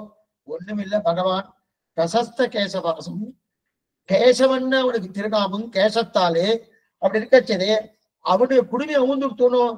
அந்த அவிழ்ந்த குடுமியோடு கடையிறான். அங்க கடல் கடைந்த மாதவனை கேசவனே கடையிறானோ, அந்த கடையத்தை பார்க்கட்டு, அந்த அழகை பார்க்கறத விட்டுட்டு எல்லாரும் கடலையே பார்த்துட்டு இருக்கான். அவனும் கிடைக்குமா, அவனும் கிடைக்குமா, அவனும் கிடைக்கும். சரி சுவாமி, இவ்வளவு தூரம் இவரையே பிரயத்தனம் பண்றார். ஒண்ணுமில்ல, தேவர்களுக்கு உதவி பண்ண அப்படின்னார். தேவர்களுக்கு உதவி பண்றது பிரயத்தனம் பண்ணுவாருன்னா இல்ல, தன் காரியத்துக்காக தான் பண்ணிட்டு இருக்காரு. இவ்வளவு தூரம் பிரயத்தனம் எதுக்காக பண்றார்? ஊர்காரியம் தானே, தேவர்கள் காரியம், தேவ காரியம் அப்படின்னு சொல்லிட்டு தன் காரியத்தை நடத்திக்கிறார். என்ன சுவாமி தங்காரியம்? என்ன சுவாமி? ஒண்ணுமில்ல, அமிர்தத்தை கடையும் போது ஆரஞ்சு என்னெல்லாம் வந்தது பாருங்க. அமிர்தத்தை திருப்பார்கள் கடைகிறாரோ, திருப்பார்களை கடையும் போது என்னெல்லாம் வந்தது? முதல்ல ஐராவதம் யானம் வந்தது. ஐராவதம் யானை வந்துட்டு, அதுக்கப்புறம் உச்சஸ்ரவஸ்ங்கிற குதிரை வந்துட்டு, அதுக்கப்புறம் அமிர்த கலசத்தை ஏந்தி கொண்டு தன்வந்திரி பகவான் அவர் எழுந்தருளினார், அவரு வந்துட்டார். அதுக்கப்புறம் உச்சஸ்ரசு, அதுக்கப்புறம் அப்சரஸ்ரீகள், நிறைய அப்சரஸ்ரீகள் அவெல்லாம் வந்தா. முதல்ல ஆரம்பிக்கும் போது எதுவும் வந்தது ஆலகால விஷம். ஆலகால விஷம், அந்த விஷம் வந்துட்டோம். அதற்காகத்தான் பரமசிவனாட்ட பிரார்த்திக்கிறாய் வரலாம். விஷம் வந்துட்டு என்ன பண்றதுன்னு அந்த பரமசிவன்கிட்ட பிரார்த்திக்க அவர் அதை குடிச்சுடுறாரு. அதை குடிச்ச உடனே அது கழுத்தோடு நிக்கிறது. அதனாலதான் அவருக்கு நீலகண்டன்னு பேரு. இங்க கண்டம், சிவபெருமானுக்கு கண்டம் நீளமா இருக்கும். ஏன்னா இந்த ஆலகால விஷயத்த சாப்பிட்டார். திருப்பார்களை கடையச்சே ஆலகால விஷம் வந்தது. அந்த ஆலகால விஷயத்தை சாப்பிட்டது பரமசிவனால் தான். அதனால இங்க கண்டம் நீளமாயிடுது. அதனால அவருக்கு நீலகண்டன்னு பேரு. அந்த கழுத்தோடு நின்று போயிடுத்தணும் இருக்கிறது இல்லையா. அப்ப அதுக்கு மறுபடியும் வந்தது பாரிஜாத மரம் வந்துட்டு, கடைசியா பிராட்டி மகாலட்சுமி தாயார் வந்திருக்கார். அப்ப பார்க்கடல் கடையும் போதுதான் மகாலட்சுமி தாயார் வந்தார். வரச்சு எப்படி தெரியுமா வந்தா? நீங்க சில சன்னதிகள்லாம் போய் பார்க்கலாம்.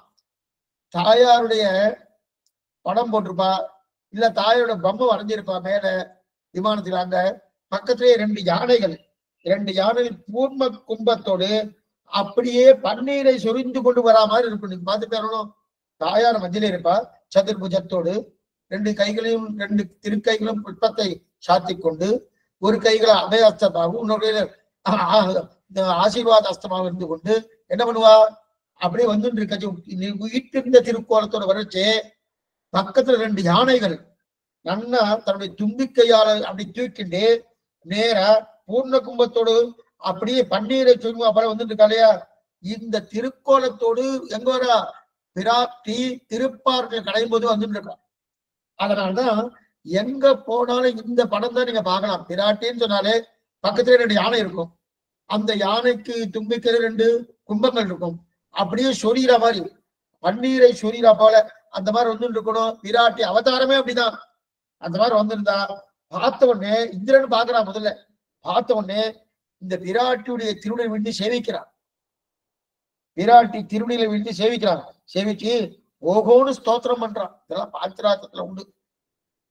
விராட்டி ஓகோன்னு ஸ்தோத்திரம் பண்ண இந்திரன் ஸ்தோத்திரம் பாஞ்சரா சாஸ்திரத்துல ஓகோன்னு ஸ்தோத்திரம் பண்ணா. ஸ்தோத்திரம் பண்ணி அந்த விராட்டியை பத்மாசனத்திலே எழுந்தருள பண்ணினான். பத்மாசனத்திலே எழுந்தருள பண்ணினான். அந்த விராட்டி தன் கையிலே கல்யாண மாலை வச்சுட்டு இருக்கான். ஒரு கல்யாணம் வச்சுட்டு சுத்தி முத்தி பாக்குறான். 33 தேவர்கள் பூர்த்தியா இருக்காங்க. 33 அமரருக்கு முன் சென்று பார்த்த போனோம். அதே போல 33 கோடி தேவர்கள் அவளா இருக்கா. யார் கழுத்து இந்த மாலையை போடலாம் பார்த்துட்டு இருக்கா பிராட்டி. யார் கழுத்துல போடலாம், யார் கழுத்துல போடணும் பார்த்துட்டு இருக்கா. நமக்கு ஏத்தவனா இருக்கிற போனோ யார் இருக்கா, யாரு ஒருத்தரும் இல்லைன்னு தெரிஞ்சு, ஒருத்தரும் கிடையாது தெரிஞ்சு போயிடுச்சு.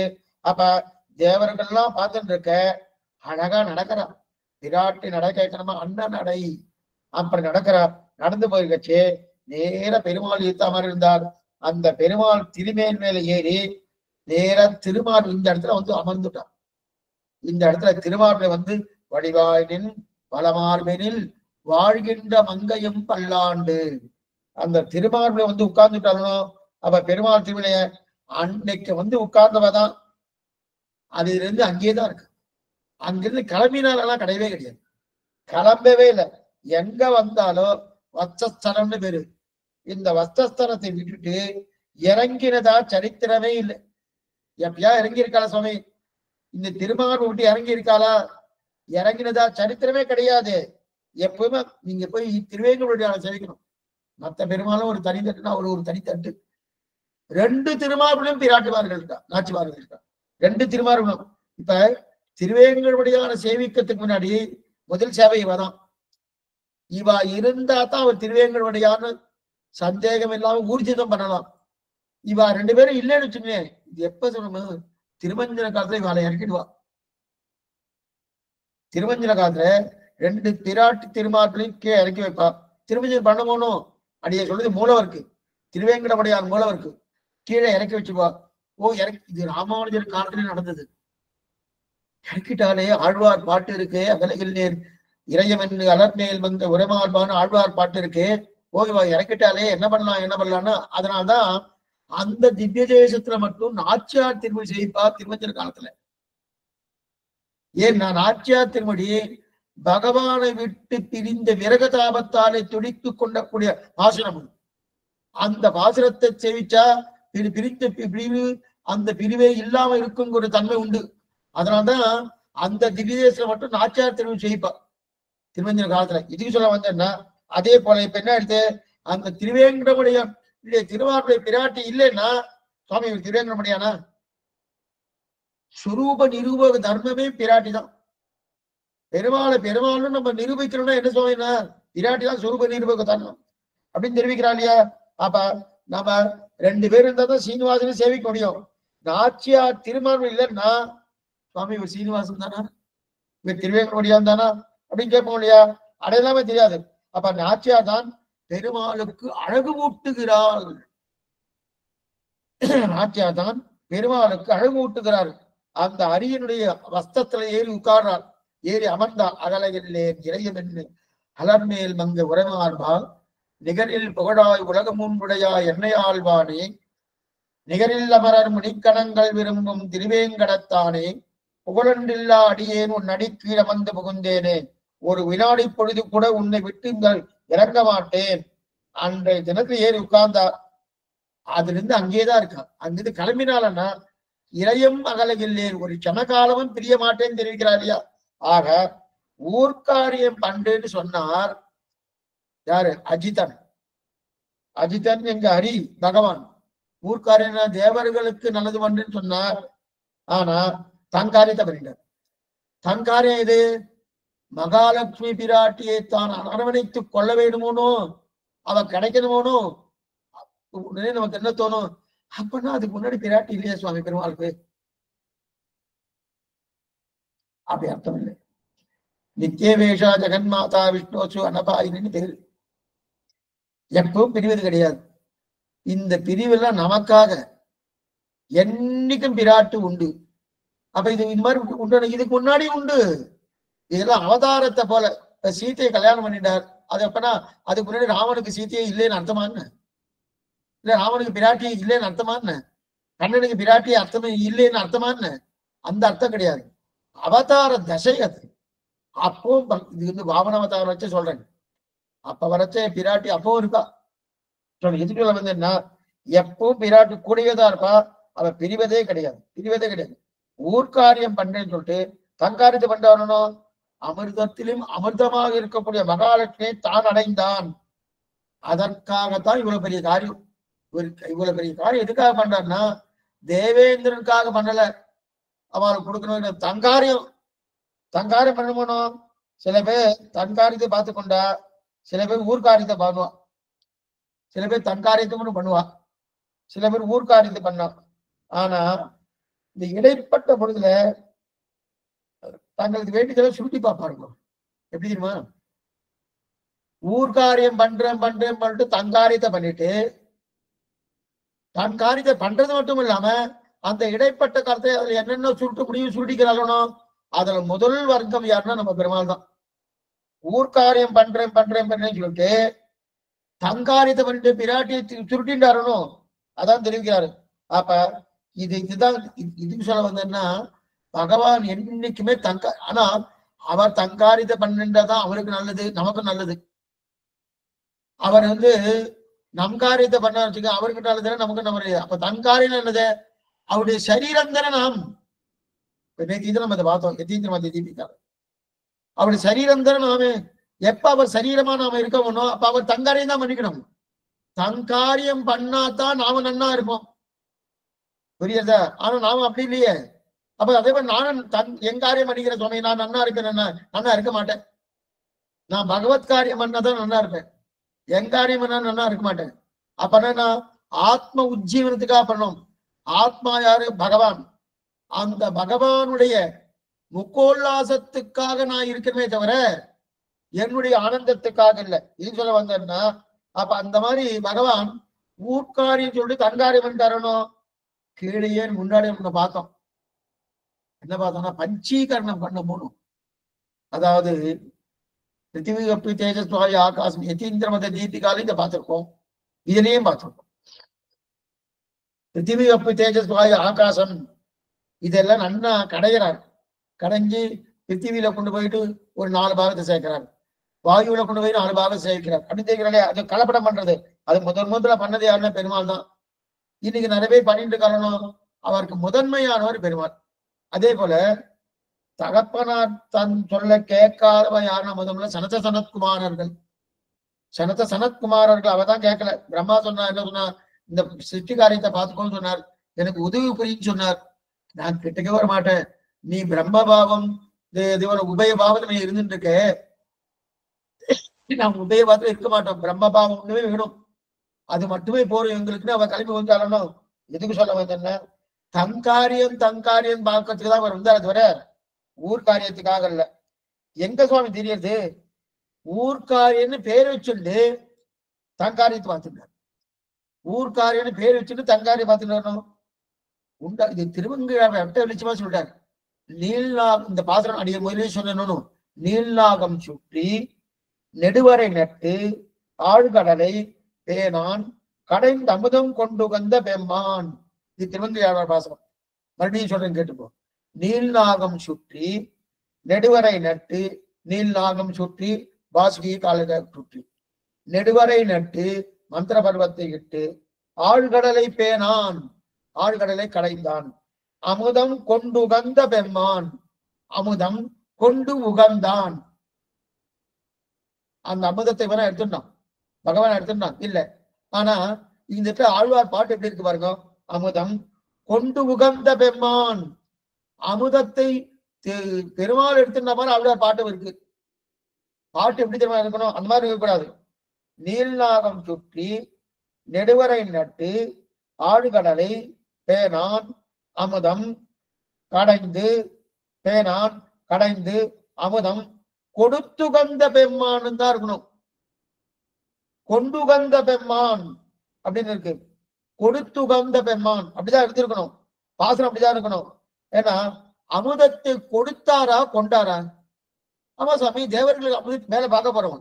தேவர்களுக்கு அமிர்தத்தை கொடுத்தாரே தவிர தான் கொள்ளலையே. தான் அமிர்தம் சாப்பிட்டதா சாகவானம் இருக்குமான்னா? அப்படிலாம் ஒண்ணும் இல்லையே. நித்திய சூரியர்களே சாகாவனம் உண்டு. இப்ப பெருமாள் கேட்கணுமா? அப்படி இருக்க செய்தே. அப்ப இவரே எடுத்துட்டாரு, இவர் எடுத்துக்கலையே. அப்ப என்ன ஆயிடுச்சுன்னா அமுதம் கொண்டு கந்த பெம்மான் அப்படின்னு பாசனம் இருக்கு. கொடுத்து கண்ட பெம்மான் தான் இருக்கணும். இல்ல, ஏன்னா அமுதமாக இருக்கக்கூடிய மகாலட்சுமி பிராட்டியை இவர் கொண்டாடணும். இதை திருமங்கையாழ்வார் கண்டுபிடிச்சிட்டார்.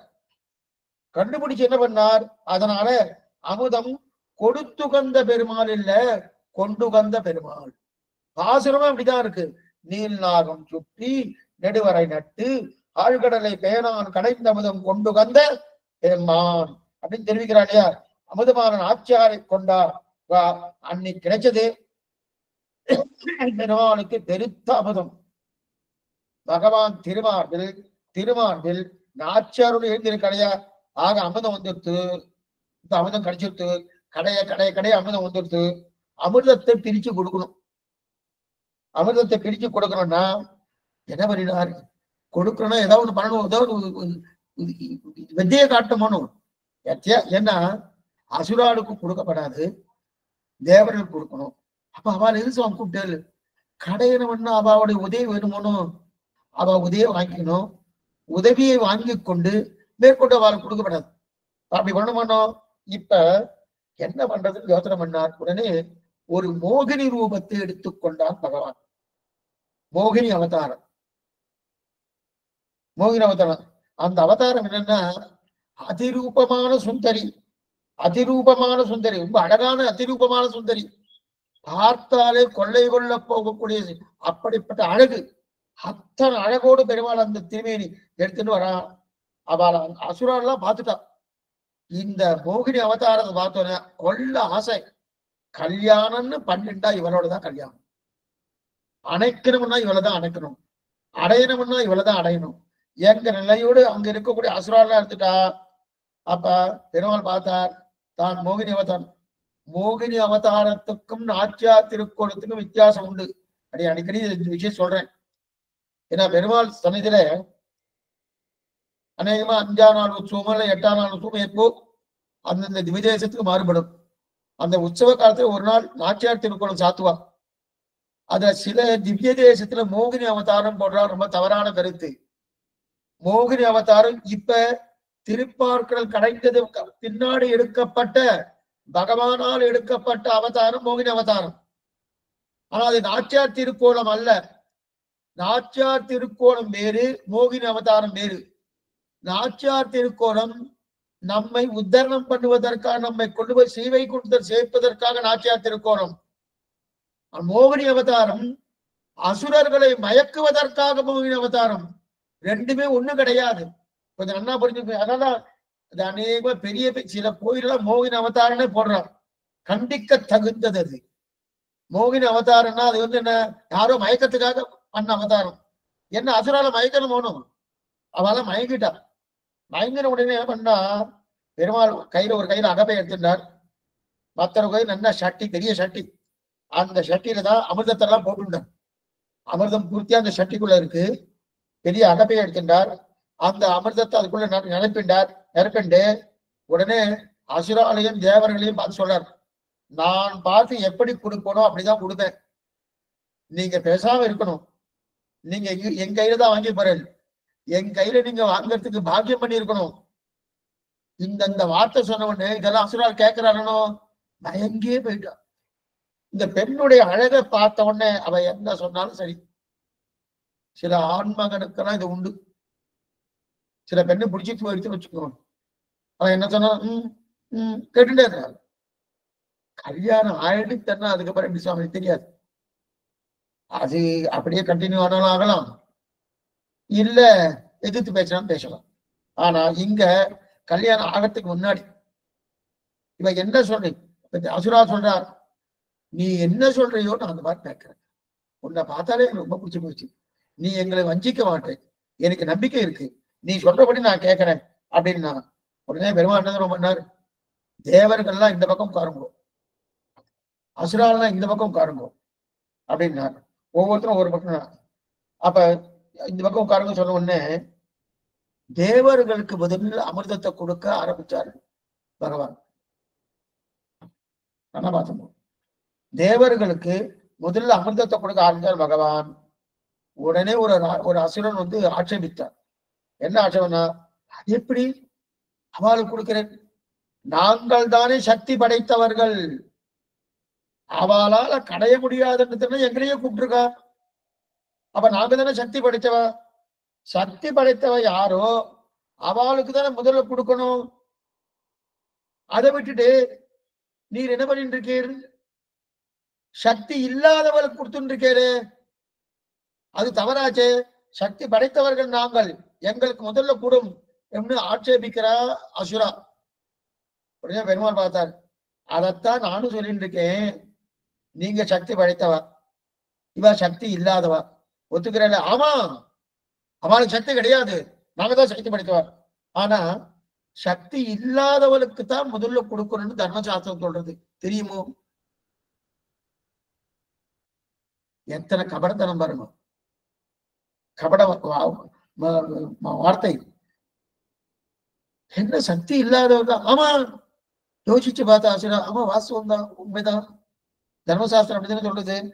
சக்தி நியாயமா தானே இருக்கு, சக்தி இல்லாதவங்க முதல்ல கொடுக்கணும்.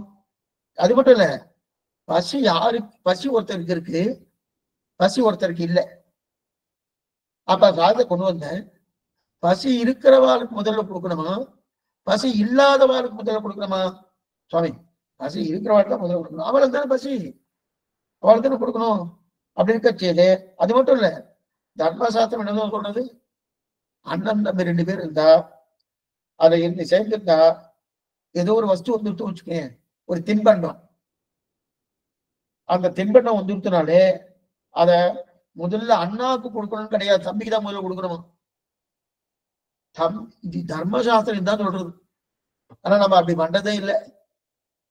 பெரியவனுக்கு முதல்ல கொடுங்கோ, அடுத்து சிறியவனுக்கு கொடுக்கணும்னு சொல்ற, அப்படி சொல்றது தர்மசாஸ்திரம். சிறியவனுக்குத்தான் முதல்ல கொடுக்கணும் தர்மசாஸ்திரம் சொல்றது.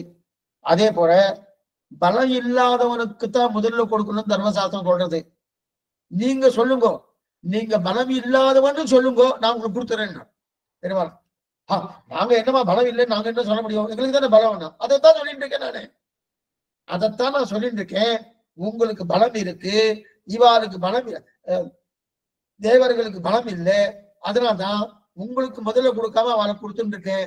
இப்ப நீங்க என்ன பண்ணுவோம், உங்களுக்கு முதல்ல கொடுக்குறோம்னா நீங்க ஒத்துன்றோம், உங்களுக்கு பலம் இல்லைன்னு நீங்க ஒத்துட்டேன்னா நான் உங்களுக்கு கொடுத்துறேன்.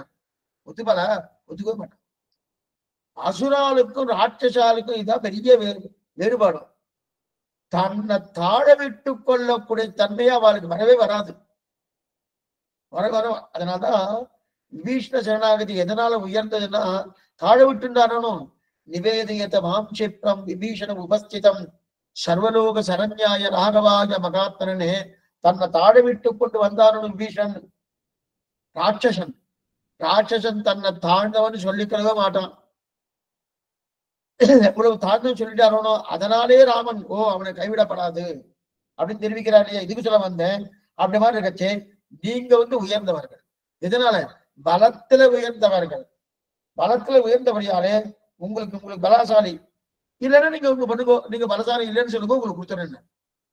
அதெல்லாம் கிடையாது, நாங்க தான் பலசாலி. அப்ப முதல்ல அவளுக்கு கொடுத்துறேன், அவளுக்கு கொடுத்துறேன்னு கொடுத்துட்டு இப்ப பலம் இல்லாதவங்க கொடுத்தாங்கன்னு தெரிஞ்சது. நீங்க பலம் முதல்ல கொடுக்கணும்னு சொல்லிட்டார். சொல்லும் போது இப்படியே அடையை பார்த்துட்டு அவர் மயங்கி கிடக்கிறார். இந்த மோகினி அவதாரம் எடுத்தாரோ, மோகினி அவதாரம் எடுத்து மயங்கிட்டு இருக்கா, எங்கிட்டு இருக்குது கிடுகிடுக்குன்னு தேவர்களுக்கு பெருமாள் கொடுத்துட்டு இருக்கார். மோகினி அவதாரம் எடுத்து தேவர் கொடுத்துட்டு இருக்காரு. கொடுக்குஞ்சு ஆரம்பிச்சார். ஆரம்பிக்கச்சே வேஷம் போடுறான்னு அதை ஒருத்தன் தெரிஞ்சுட்டான், அசுரா ஒருத்தர் தெரிஞ்சுட்டான். இந்த மோகினி ஏதோ வேஷம் போடுறது நன்னா தெரியும். ஒருத்தர் தெரிஞ்சுட்டான். யார் தெரியுமா? சிம்ஹிகான்னு ஒருத்தியுடைய பிள்ளை, சிம்ஹிகான்னு பேரு. அந்த சிம்ஹிகாவுடைய பிள்ளைதான் யாரு? ராகு. ராகு. அவன் என்ன பண்ணா, தெரிஞ்சுட்டு இவெல்லாம் தேவர்கள் வரிசையா உட்கார்ந்துட்டு இருக்கா, ஒவ்வொருத்தரா கொடுக்கும்போது கொடுக்கட்டும் அந்த தனம் வந்துச்சு. என்ன பார்த்தா இவனை என்ன பண்ணா, தேவர்களுடைய வேஷத்தை போட்டுண்டு தேவர்கள் நடுவில் வந்து உட்கார்ந்துட்டான் இந்த ராகு. அசுரன் தேவர்கள் வேஷம் போட்டுண்டு தேவர்கள் நடுவில் உட்கார்ந்துட்டான் இந்த ராகு. இவன் தேவர்கள் வரிசையில் உட்கார்ந்துடனே ஒவ்வொருத்தரா கொடுக்கும் போது இப்ப இவனுக்கு கொடுக்கணும். ஒவ்வொருத்தரா கொடுத்துட்டே வரார். நாச்சியார் இது மோகினி அவதாரத்தை கொடுத்துட்டு வரார். இப்ப அடுத்து ராகுக்கு கொடுக்கணும். கொடுக்கப்படக்கூடிய தருணம். அப்ப அந்த சூரிய சந்திரால் இருக்கா இல்லையா, அந்த சூரிய சந்திரால் தான் பெருமாளுக்கு கை காட்டி கொடுக்கிறா, கண்காட்டி கொடுக்கிறா. ஓ அவன் அசுரன், அவன் வேஷம் போட்டு கொண்டு இங்க வந்து உட்கார்ந்துட்டு இருக்கான். அவன் தேவ ஜாதியே இல்லை. அவன் யாரு? சிம்கிகாவின் பிள்ளை. தேவதாச்சியே இல்லை. அப்ப வேஷத்தை மாத்திட்டு உட்கார்ந்து இருக்கான்னு சொன்ன உடனே பெருமாள் கோபம் வந்துட்டு உடனே தெரியும். இதான் இவன் சொல்லத்தான் தெரியும் இல்லை, முன்னாடியே தெரியும். கோபம் வந்துடுத்து. கோபம் உடனே கையில அகப்பை வச்சுட்டு தரணும். அகப்பெல்லாம் இப்பெல்லாம் பார்க்க முடியாது. முந்திலாம் பாகவத ததியாராதனெல்லாம் கரண்டி எல்லாம் இருக்காது, அகப்பதான் இருக்கும். அகப்பையில தான் நெடியமது, சாத்தமது, மோரமது இதெல்லாம் அகப்பையில தான் எடுப்பான். அந்த அகப்பையை வச்சுட்டு தர கையில அந்த அகப்பையால் ஒரு தட்டு தட்டினா தலையே போயிடுத்து. ஒரு தட்டி தட்டின உடனே தலையே போயிடுத்து. அதனால்தான் இன்னைக்கும் சூரிய சந்திரால பிடிக்கிறாரோ அன்றைய தினம் ஆரம்பிச்சது வன்மம். அந்த பகை ஆரம்பிச்சது. அந்த பகை ஒண்ணு இருக்கு. ராகு பீடிக்கிறது அதான் இப்ப கிரகணமா இருக்கு. சூரிய கிரகணம், சந்திர கிரகணம் சொல்றோமோ அதுதான். அப்ப கிரகணத்தின் போது சூரிய சந்திரனை பிடிக்கிறாரோ அப்ப தனக்கு கிடைக்க வேண்டிய அமிர்தத்தை கிடைக்க வைப்பாமல் காட்டி கொடுத்தான் இல்லையா. இந்த விரோதத்தினால் கிரகணத்தின் போது இருவரையும் ராகு பீடிக்கிறார். இதுதான் ராகு முடிச்சிட்டார், முக்காவாசி முடிச்சிட்டார், விட்டுட்டார், மோட்சம் அப்படின்னு போன்றோமோ அதான் திரும்பி பீடிக்கிறானே. இதோடு இந்த சரித்திரம் முடியாது. அமிர்தத்தை யாருக்கு கொடுத்தார்? தேவர்கள் கொடுத்தார், அசுராளுக்கு கொடுக்கல. தான் என்ன வேஷம் போட்டுட்டார்? ஆச்சரியமான அந்த சதிரூப சுந்தரியாக இருக்கக்கூடிய அந்த வேஷத்தை போட்டுண்டார். அந்த வேஷத்தை கொண்டு நாச்சியார் திருக்கோலம் அப்படின்னு இதுக்கு சொல்லப்படாது. அதுக்குதான் நாச்சியார் பெருமாள் புறப்பாட்டுக்கு தான் நாச்சியார் திருக்கோலம் சொல்லணும். பெரிய திருநம் இதுக்கு சொல்ல வந்தேன்னா அப்ப இது என்ன சுவாமி இது பேர் சொல்லிக்கிறா இருக்கட்டும் அப்படி இருக்கச்சது. ஆகா இதோடு இந்த கதை முடியாது. சரி சுவாமி, இந்த ராகு பீடிச்சது இதெல்லாம் அந்த சரிதான் இருக்கு. அந்த மோகினிய மேலுதான் பரமசிவன் ரொம்ப ஆசைப்பட்டார். இந்த மோகினியா பகவான் அவதாரம் பண்ணாரோன்னு இந்த மோகினி மேல பரமசிவன் ரொம்ப ஆசைப்பட்டார். அதனாலதான் யாரோ பிறந்தான்னு சொல்ற அதெல்லாம் கட்டுக்கதை. ஆசைப்பட்டது என்னவோ உண்மை. ஆனால் அதன் பிறகு அவரே தன்னுடைய ஆசையை குறைச்சுட்டார், ஆசை இல்லாம ஆக்கிட்டார். ஓ இது பகவான் நம்ம இந்த மாதிரி ஆசைப்பட்டனே தவறாச்சே. ஏன்னா அவர் தமோகுண நிட்டர் ஆனபடியாலேயே அவருக்கு அந்த ஆசை வர்றது சகஜம். மறுபடியும் அவரே தன்னுடைய ஆசையை குறைச்சுட்டார். எதுக்கு சொல்ல வந்தேன்னா இப்ப நம்ம எதுக்கு சொல்ல வந்தோம்னா இந்த மோகினி அவதாரம் படப்பட்டு திருமணியோட வந்துட்டு அப்ப மோகினி வேறு நாச்சியார் திருக்கோலம் வேறு அப்படின்னு மோகினி அவதாரம் யாரா போட்டிருந்தாருன்னு நீங்க சொல்லுங்க, ஒன்றும் தவறு கிடையாது. மோகினி அவதாரம் நாச்சியார் திருக்கோலத்துக்கு போடாதீங்கோ, நாச்சியார் திருக்கோலம் போடுங்க. அதே மாதிரி இன்னொன்று சொல்லிடுறேன்.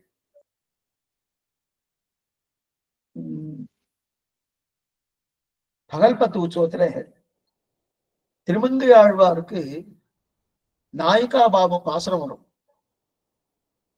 பரகால நாய்க்கு திருக்கோலம் சாத்துவா. அத எல்லாரும் என்ன சொல்லுவாங்க? சரஸ்வதி திருக்கோலம் சொல்லுவாங்க. ஏன்னா அங்க வீணை உண்டு. பரகால நாய்க்கு திருக்கோலத்துக்கு வீணை உண்டு, சரஸ்வதிக்கும் வீணை உண்டு. ரெண்டுமே வீணை இருக்கிறபடியால சரஸ்வதி திருக்கோலம் சொல்லுவாங்க. தவறு. சரஸ்வதியான ஒரு தேவதை. பரகால நாய்க்கு திருக்கோலம் உயர்ந்தது.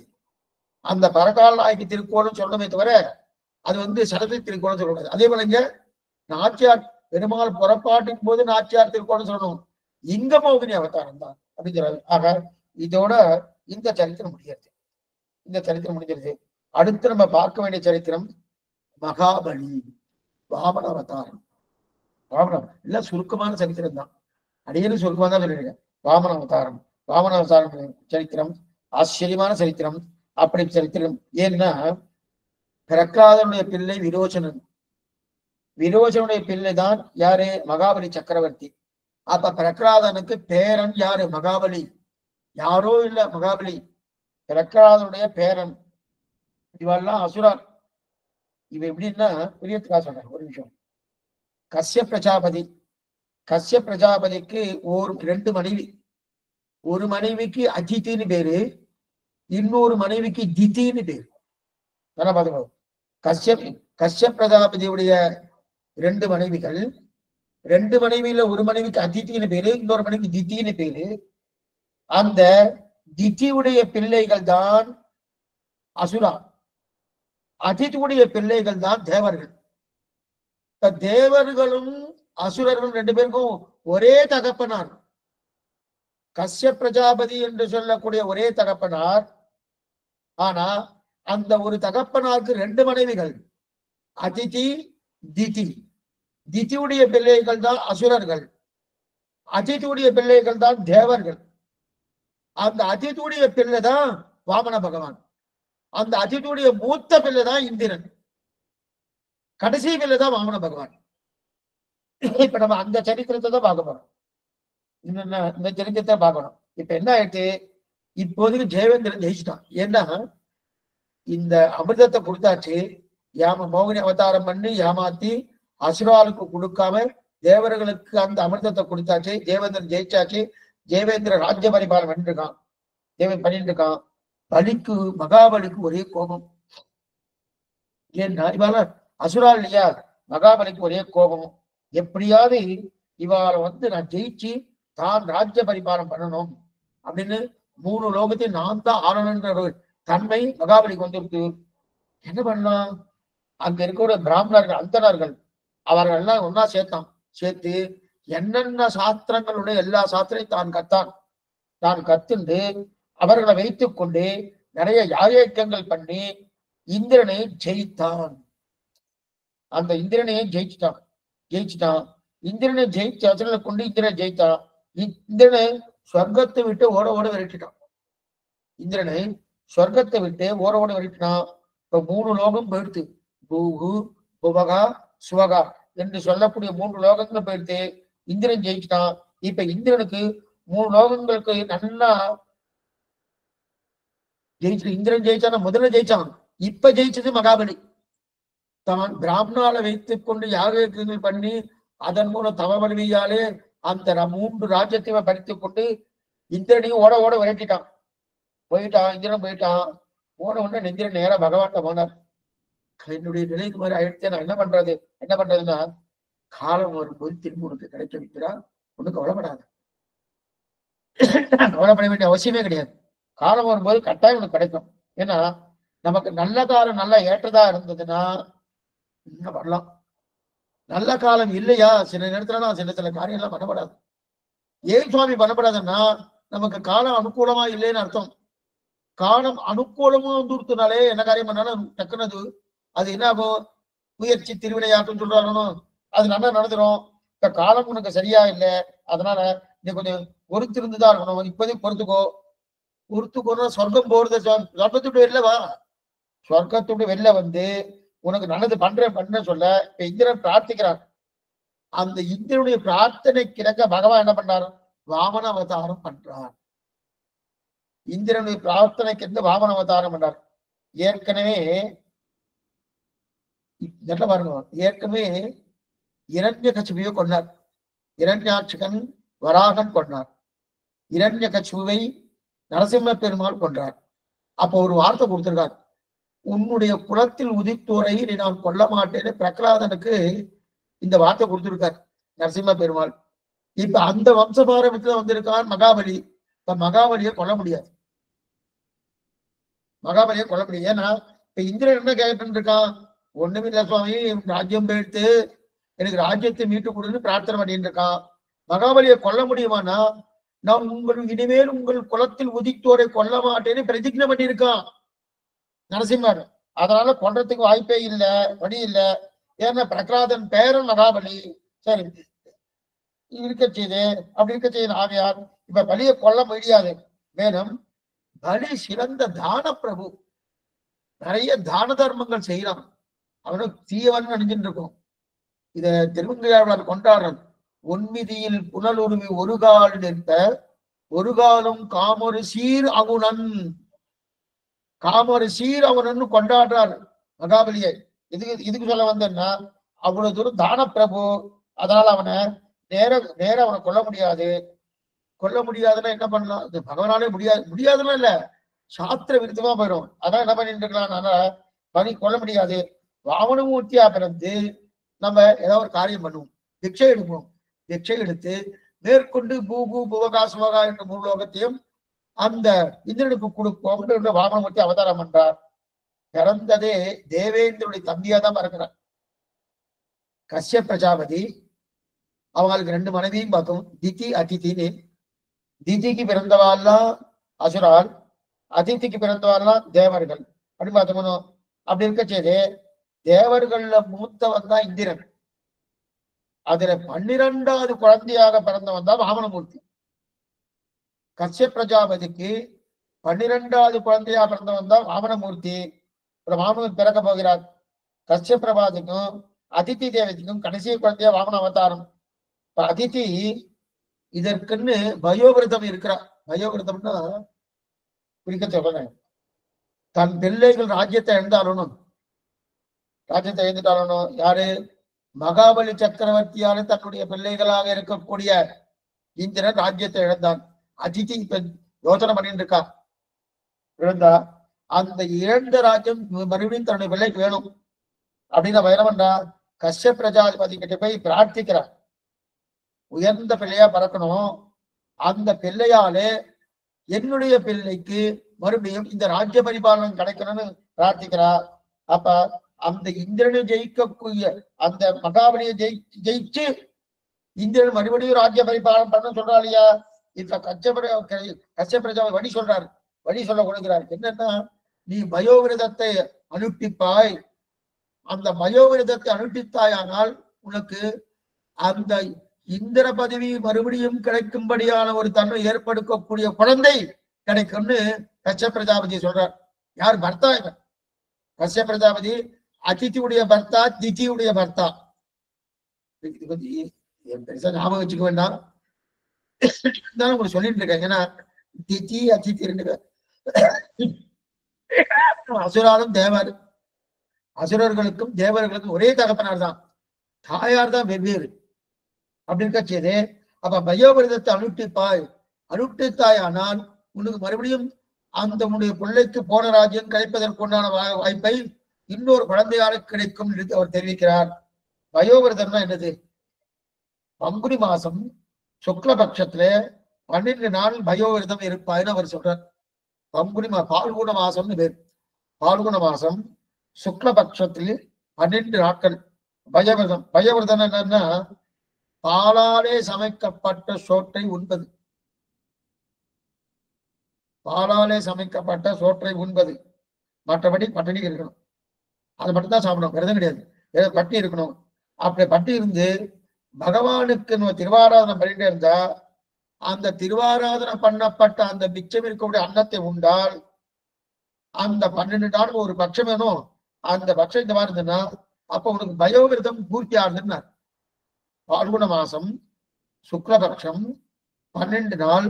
அந்த 12 நாள் பாலாலே சமைக்கப்பட்ட உணவு, அந்த உணவு பெருமாளுக்கு கண்டருள பண்ணி அதை தவிர மற்றொன்று உண்ணாமல் பகவானே கதி என்று உண்ணும் சோறு வருகிறது திண்ணிமத்திர இல்லா கண்ணன் அந்த நிலையோடு இருந்தாயானால் உனக்கு சிறந்த மகன் பிறப்பான் என்று கஷ்ய பிரஜாபதி சொல்ல, அவனும் அப்படியே அனுஷ்டானத்தை பண்ணிட்டான். நல்லா பண்ணு. 12 நாள் பூர்த்தி ஆயிடுத்து. இந்த விரதம் 13ஆம் நாள் அவருக்கு அனுகிரகம் கிடைச்சிருச்சு. யாருக்கு? அதித்திக்கு அனுகிரகம் கிடைச்சிருச்சு. பெருமாளே அவருடைய கர்ப்பத்தில் வந்து இருந்துட்டார். பகவானே அவருடைய கர்ப்பத்தில் வந்து இருந்தார். இதற்கு புரியத்துக்காக இதுக்கு முன்னாடி இது ஒரு கதை உண்டு. அந்த கதையை சேர்த்து சொல்கிறேன். என்னன்னா, இப்ப கஷ்யப் பிரஜாபதி அதிதின்னு சொன்னேன்னு இதுக்கு முன்னாடி இவாளுக்கு ஒரு ஜன்மா உண்டு. கிருஷ்ணி சுதபான்னு ஒரு நிலையோட இவ பிறந்திருக்கா. அப்பவும் இவ பர்த்தா பாரியா பிறந்திருக்கா. அவாலே கஷ்யப் பிரஜாபதி அதிதியா பிறந்திருக்கா. இவாலே மறுபடியும் வசுதேவன் தேவகியா பறக்க போறா. அப்ப இவ என்ன பண்ணா, கிருஷ்ணி சுதபா என்கிற நிலையோடு முதல் இருந்தாலும் தம்பதியா. அப்பவும் பகவான் ஒரு அவதாரம் பண்றார். அதே முதலிலேயே சொன்னேன், எண்ணிறந்த அவதாரங்கள் உண்டு பகவானுக்கு. ஜன்மம் பல செய்து வெளிப்பட்டு அஜாயமானோ பகுதா விஜாயதையை. எத்தனை அவதாரங்களோட எல்லா அவதாரங்களும் உண்டு. ஆனா அவதாரங்களுக்கு இன்னி கணக்குன்னு கிடையாது. இருந்தாலும் இந்த திருஷ்டி சுதபா இவாளுக்கு பகவான் பிறந்த உடனே அப்ப பகவான்கிட்ட இவ 2 பேரும் பிரார்த்திக்கிறார். என்னன்னா, நீ எங்களுடைய கர்ப்பத்திலே 3 தடவை பிறக்க வேண்டும் என்று பிரார்த்திக்கிறார். 3 தடவை பிறக்க வேண்டும் பிரார்த்திக்கிறார். அப்ப முதல் தடவை பிறந்துதான் திருஷ்டி கர்ப்பன் பேர். திருஷ்டி சுதபா தம்பதிக்கு முதல் தடவை பிறந்தது திருஷ்டி கர்ப்பன் அப்படின்னு பெயரோடு பிறந்தார். நான் அந்த கதையெல்லாம் ஒன்றும் பார்க்கல. அந்த கதை பார்த்தோம்னா பார்க்கல. அது பெரிய கதை. இருந்தாலும் நிறைய குட்டி கதைகள் இதுக்குள்ள இருக்கு. இத்தனை கதை இருக்கச்சு 7 நாட்கள முடியுமான்னா சிரமந்தான். அந்த காலத்துல பன்னாலே சுவாமின்னா அவ காலக்ஷேபமா 5 மணி நேரம் 6 மணி நேரம் ஒரு நாளைக்கு கண்டினியூஸா. நமக்கு 5 மணி நேரமா 5 நிமிஷம் நாடி ஆயிடுச்சுன்னா கிளம்பி போறேன் சுவாமிங்க, கிளம்பி போயிட்டே இருக்கட்டும். அப்படி இருக்க செய்து அப்ப திருஷ்டி சுதபா அப்படின்ற திருஷ்டி கர்ப்பனாக முதல் கர்ப்பம் பெயரோடு பிறந்தான் அப்படின்னு இருக்கானையா. அதுக்கப்புறம் எத்தனையோ கதைகள் விடப்பட்டிருக்கு. இதுல முதல் அவதாரம் திருஷ்டி கர்ப்பன். அடுத்து இப்ப பிறக்க போறார் அதிதிக்கும் கஷ்யப பிரஜாபதிக்கும் குழந்தையா பிறக்க போறாருனோ, அதுதான் வாமன அவதாரம் 2வது. வாமன அவதாரம் 2வது. இதே பெருமாள் வசுதேவனுக்கும் தேவகிக்கும் 3வதாக பிறக்க போகிறார். மேல பார்க்க போறோம். அது இனிமே பார்க்க போறோம். அப்படி 4-5 வருஷம் கழிச்சு அதையும் பார்க்க போறோம். அப்ப அது 3வது அவதாரம் பிறக்க போறாரு இல்லையா. ஆக அவர்கள் பிரார்த்தித்தபடி 3 தடவை பிறக்கணும்னு பிரார்த்திக்கிறார்கள். அதுல பகவான் இப்ப 2வது வரை வாமனனாக அவதாரம் பண்ண போகிறார். முதல் அவதாரம் பண்ணது திருஷ்டி கர்ப்பன், திருஷ்டி சுதபா, திருஷ்டி கர்ப்பனாக. 2வது தடவை வாமனனாக. 3வது தடவை தான் கண்ணனாக வசுதேவருக்கும் அதேவருக்கு தேவகிக்கும் பிறக்க போறார். சரி, இப்ப அங்க பிறக்கச்சு ஆட்டி இருக்கச்சு. இப்ப இவர் பிரார்த்திட்டு 3வது அவதாரம் பகவான் எப்படி வாமன அவதாரம்னா, அழகான 4 தோள்களோடு பீதாம்பரத்தை தரித்துக் கொண்டு சங்கரேத்திரன் தரித்துக் கொண்டு உயர்ந்த கிரீடத்தோடு பகவான் அதிதி தேவிக்கு காட்சி கொடுக்கிறார். 4 தோள்களோடு பீதாம்பரத்தை தரித்துக் கொண்டு சங்கு சக்கரம் தரித்துக் கொண்டு நீண்ட கிரீடத்தோடு அதிதி தேவிக்கு அவர் காட்சி கொடுக்கிறார். அதை சேமிக்கிறார். உன்னுடைய கர்ப்பமாக நான் இருக்கிறேன். 2வது அடையாக அதிதியே, 2வது அடையாக உன்னுடைய கர்ப்பமாக நான் இருக்கேன். 2வது அடைய உன்னுடைய ஆசையை நிறைவேற்றினேன் அப்படின்னு தெரிவிக்கிறார். இது எப்ப பிறந்தார் தெரியுமா? பாத்ரபத மாசம். பாத்ரபத மாசம் நம்ம முன்னாடி பார்த்திருக்கோம். பஞ்சாங்கம் என்பது 2 விதமான பஞ்சாங்கம் உண்டு. ஒண்ணு சந்திரனை அடிவொற்றி, மற்றொன்று சூரியனை அடிவொற்றி. சந்திரனை அடிவொற்றி பஞ்சாங்க பிரகாரம் தான் இப்ப சொல்றது. பாத்ரபத மாசம்னா புரட்டாசி மாசம். நம்முடைய பஞ்சாங்கம் சூரியனை அடிவொட்டி இருக்கக்கூடிய பஞ்சாங்கம். ஆனா ஆந்திர தேசமாகட்டும், கர்நாடக தேசமாகட்டும், ஏனைய தேசங்கள் உத்தர தேசமாகட்டும், அங்கெல்லாம் அநேகமா சந்திரனை அடிவொட்டி இருக்கக்கூடிய பஞ்சாங்கம் தான். அப்ப அதுல பாத்ரபத மாசம். அப்பனா அவளுக்கு அது புரட்டாசி மாசம்.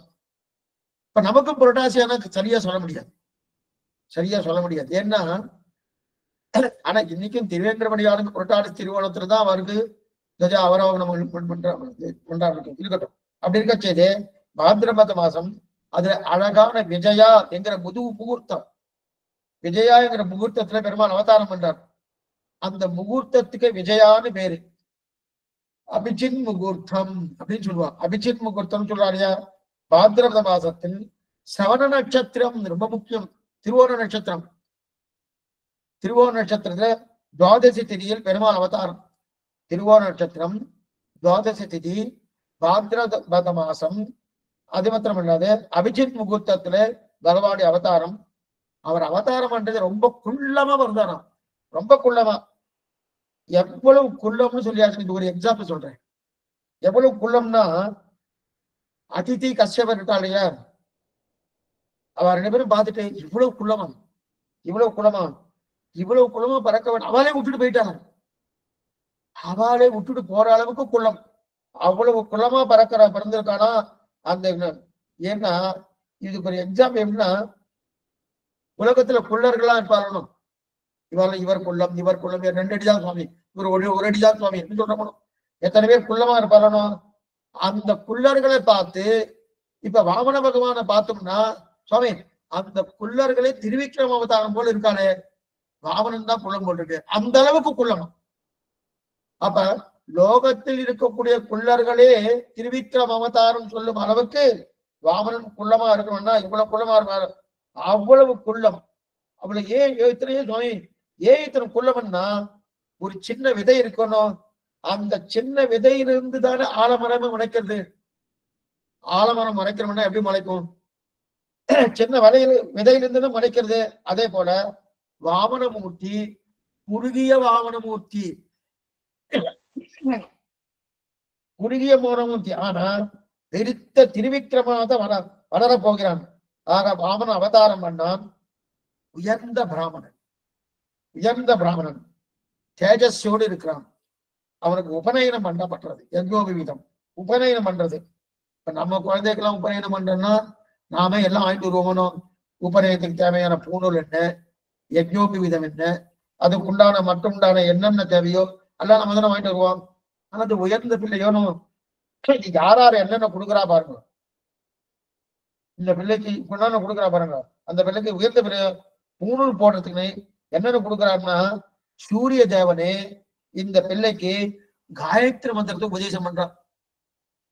சூரிய தேவனே இந்த பிள்ளைக்கு காயத்ரி மந்திரத்தை சாமானியம் காயத்ரி மந்திரத்தை தகப்பனார் உபதேசம் பண்ணுவார், அல்லது ஆச்சாரியர் இருந்தால் ஆச்சாரம் உபதேசம் பண்ணலாம்.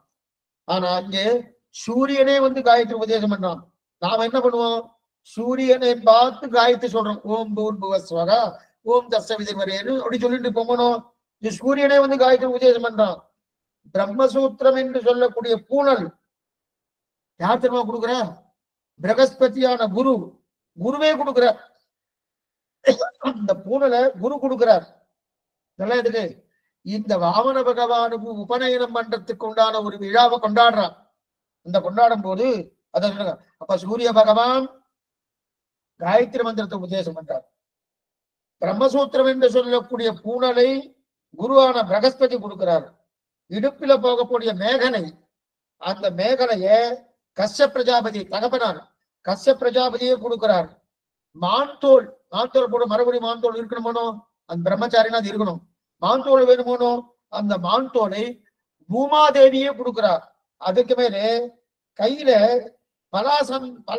கொடுக்கணும். பலாச தண்டம்னு பேரு பிரம்மச்சாருக்கு உண்டானது. பலாச தண்டத்தை சந்திரன் கையில கொண்டு கொடுக்கிறார். சந்திரன் கொண்டு கொடுக்கிறாரு. அதே மாதிரி உடுத்துக்கொள்ள வேண்டியது கௌபீனம். கௌபீனா கோமனம்னு சொல்லுவார். வஸ்திரம்னு வச்சுக்கணும். அந்த வஸ்திரத்தை யாரு கொடுக்குறா? உடுத்துக்கணும் வஸ்திரத்தை மாதாவே கொடுக்குறார். அப்பனா அதித்தி கொடுக்குறார். ஏதாவது கொடுக்குறா. ஆக ஜெகத்பதியான பகவானுக்கு ஆகாசமே கொடையா கொடுது. தாழம்பூ குடன் பார்த்துக்கணும். எங்க இருந்தாலும் வாமன பகவான் உடனே ஒரு கொடை வச்சுக்குவா. இந்த கேரள தேசத்துல அது ரொம்ப அதிகமா இருக்கும். இந்த கொடை ஒண்ணு கொடுத்துரு, தாழம்பூ கொடை இல்லையா?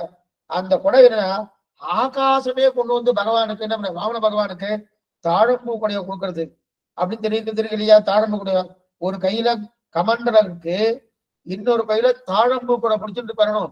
ஒரு கையில கமண்டலம் பிடிச்சிட்டு இருக்கணும். பிரம்மாதான் கமண்டலத்தை கொடுக்கிறார். கமண்டலத்தை கொடுத்தது பிரம்மாதான். அதுக்கு மேல 7 ரிஷிகள் இருக்கா இல்லையா? அந்த 7 ரிஷிகள் தான் தர்ப்பத்தை கொடுக்குறா. சப்த ரிஷிகள் தர்ப்பத்தை கொடுக்குறா. ஜபமால பண்ணணும். ஜபம் பண்ணணும். ஜபம் பண்றதுக்கு 1008 பண்ணணும். ஒரு நாளைக்கு குறைந்தபட்சம் 1008 பண்ணணும். அந்த ஜபம் பண்ணணும். அந்த ஜபமாலைய சரஸ்வதியை கொண்டு கொடுக்குறார். ஒவ்வொருத்தரும் இப்படி சத்கரிக்கிறார். அந்த குழந்தைக்கு உபநயனத்துக்கு என்னென்ன பண்றாருன்னா அத்தனை பண்றாளியா, பண்ணிட்டு இருக்காளியா. ஆக என்னென்ன கொடுத்திருக்கா, உபநயனத்துக்கு மந்திர உபதேசம், அதற்கு மேல இடுப்புல போட வேண்டிய மேகலை, அதுக்கு மேல பிரம்மசூத்திரம் என்று சொல்லக்கூடிய பூநூல், அதுக்கு மேல மான் தோல், அதற்கு மேல இருக்கக்கூடிய பலாச தண்டம், அதுக்கு மேல இருக்கக்கூடிய வஸ்திரங்கள், அதுக்கு மேல இருக்கக்கூடிய தாழம்பூ கொடை, அதுக்கு மேல இருக்கக்கூடிய கமண்டனம், அதுக்கு மேல இருக்கக்கூடிய ஜபமாலை, இது இத்தனையும் ஒவ்வொருத்தரும் கொடுக்க ஒரு ஆச்சரியம் உபநயனம் ஆயிடுத்து. இது வேதத்தியர் பண்ணிட்டு இருக்கார். பண்ணிட்டு இருக்காச்சு அடுத்து யோசனை பண்றார், எப்படி மகாபலியை ஜெயிக்கலாம் யோசனை பண்றார். நாளை வரைக்கும் யோசனை பண்ணிட்டு இருக்கட்டும், நாளைக்கு ஜெயிக்க போறார். எப்படி ஜெயிக்கிறான்னு பார்ப்போம். ஆழ்வார் பெருமானார் திருவிலேசனம், ஆச்சாரியம் திருவிலேசனம், பாகவதால் திருவடிகளே சரணம். சாயங்காலம் 5 மணிக்கு ஆச்சாரிய காலட்சேபம் உண்டு. அவசியம் ஒரு மணி பிரார்த்திக்கிறேன். நாளை காத்தால யதீந்திரமத தீபிகா உண்டு.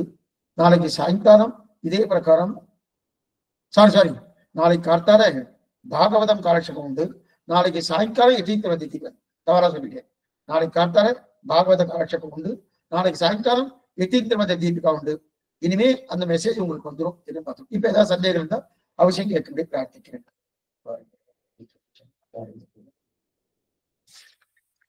அடியன் ராமானுஜதாசன் சுவாமி தேவரி திருவடிகளை சேவிச்சுக்கிறேன் சுவாமி. அற்புதமா இருக்கு சுவாமி.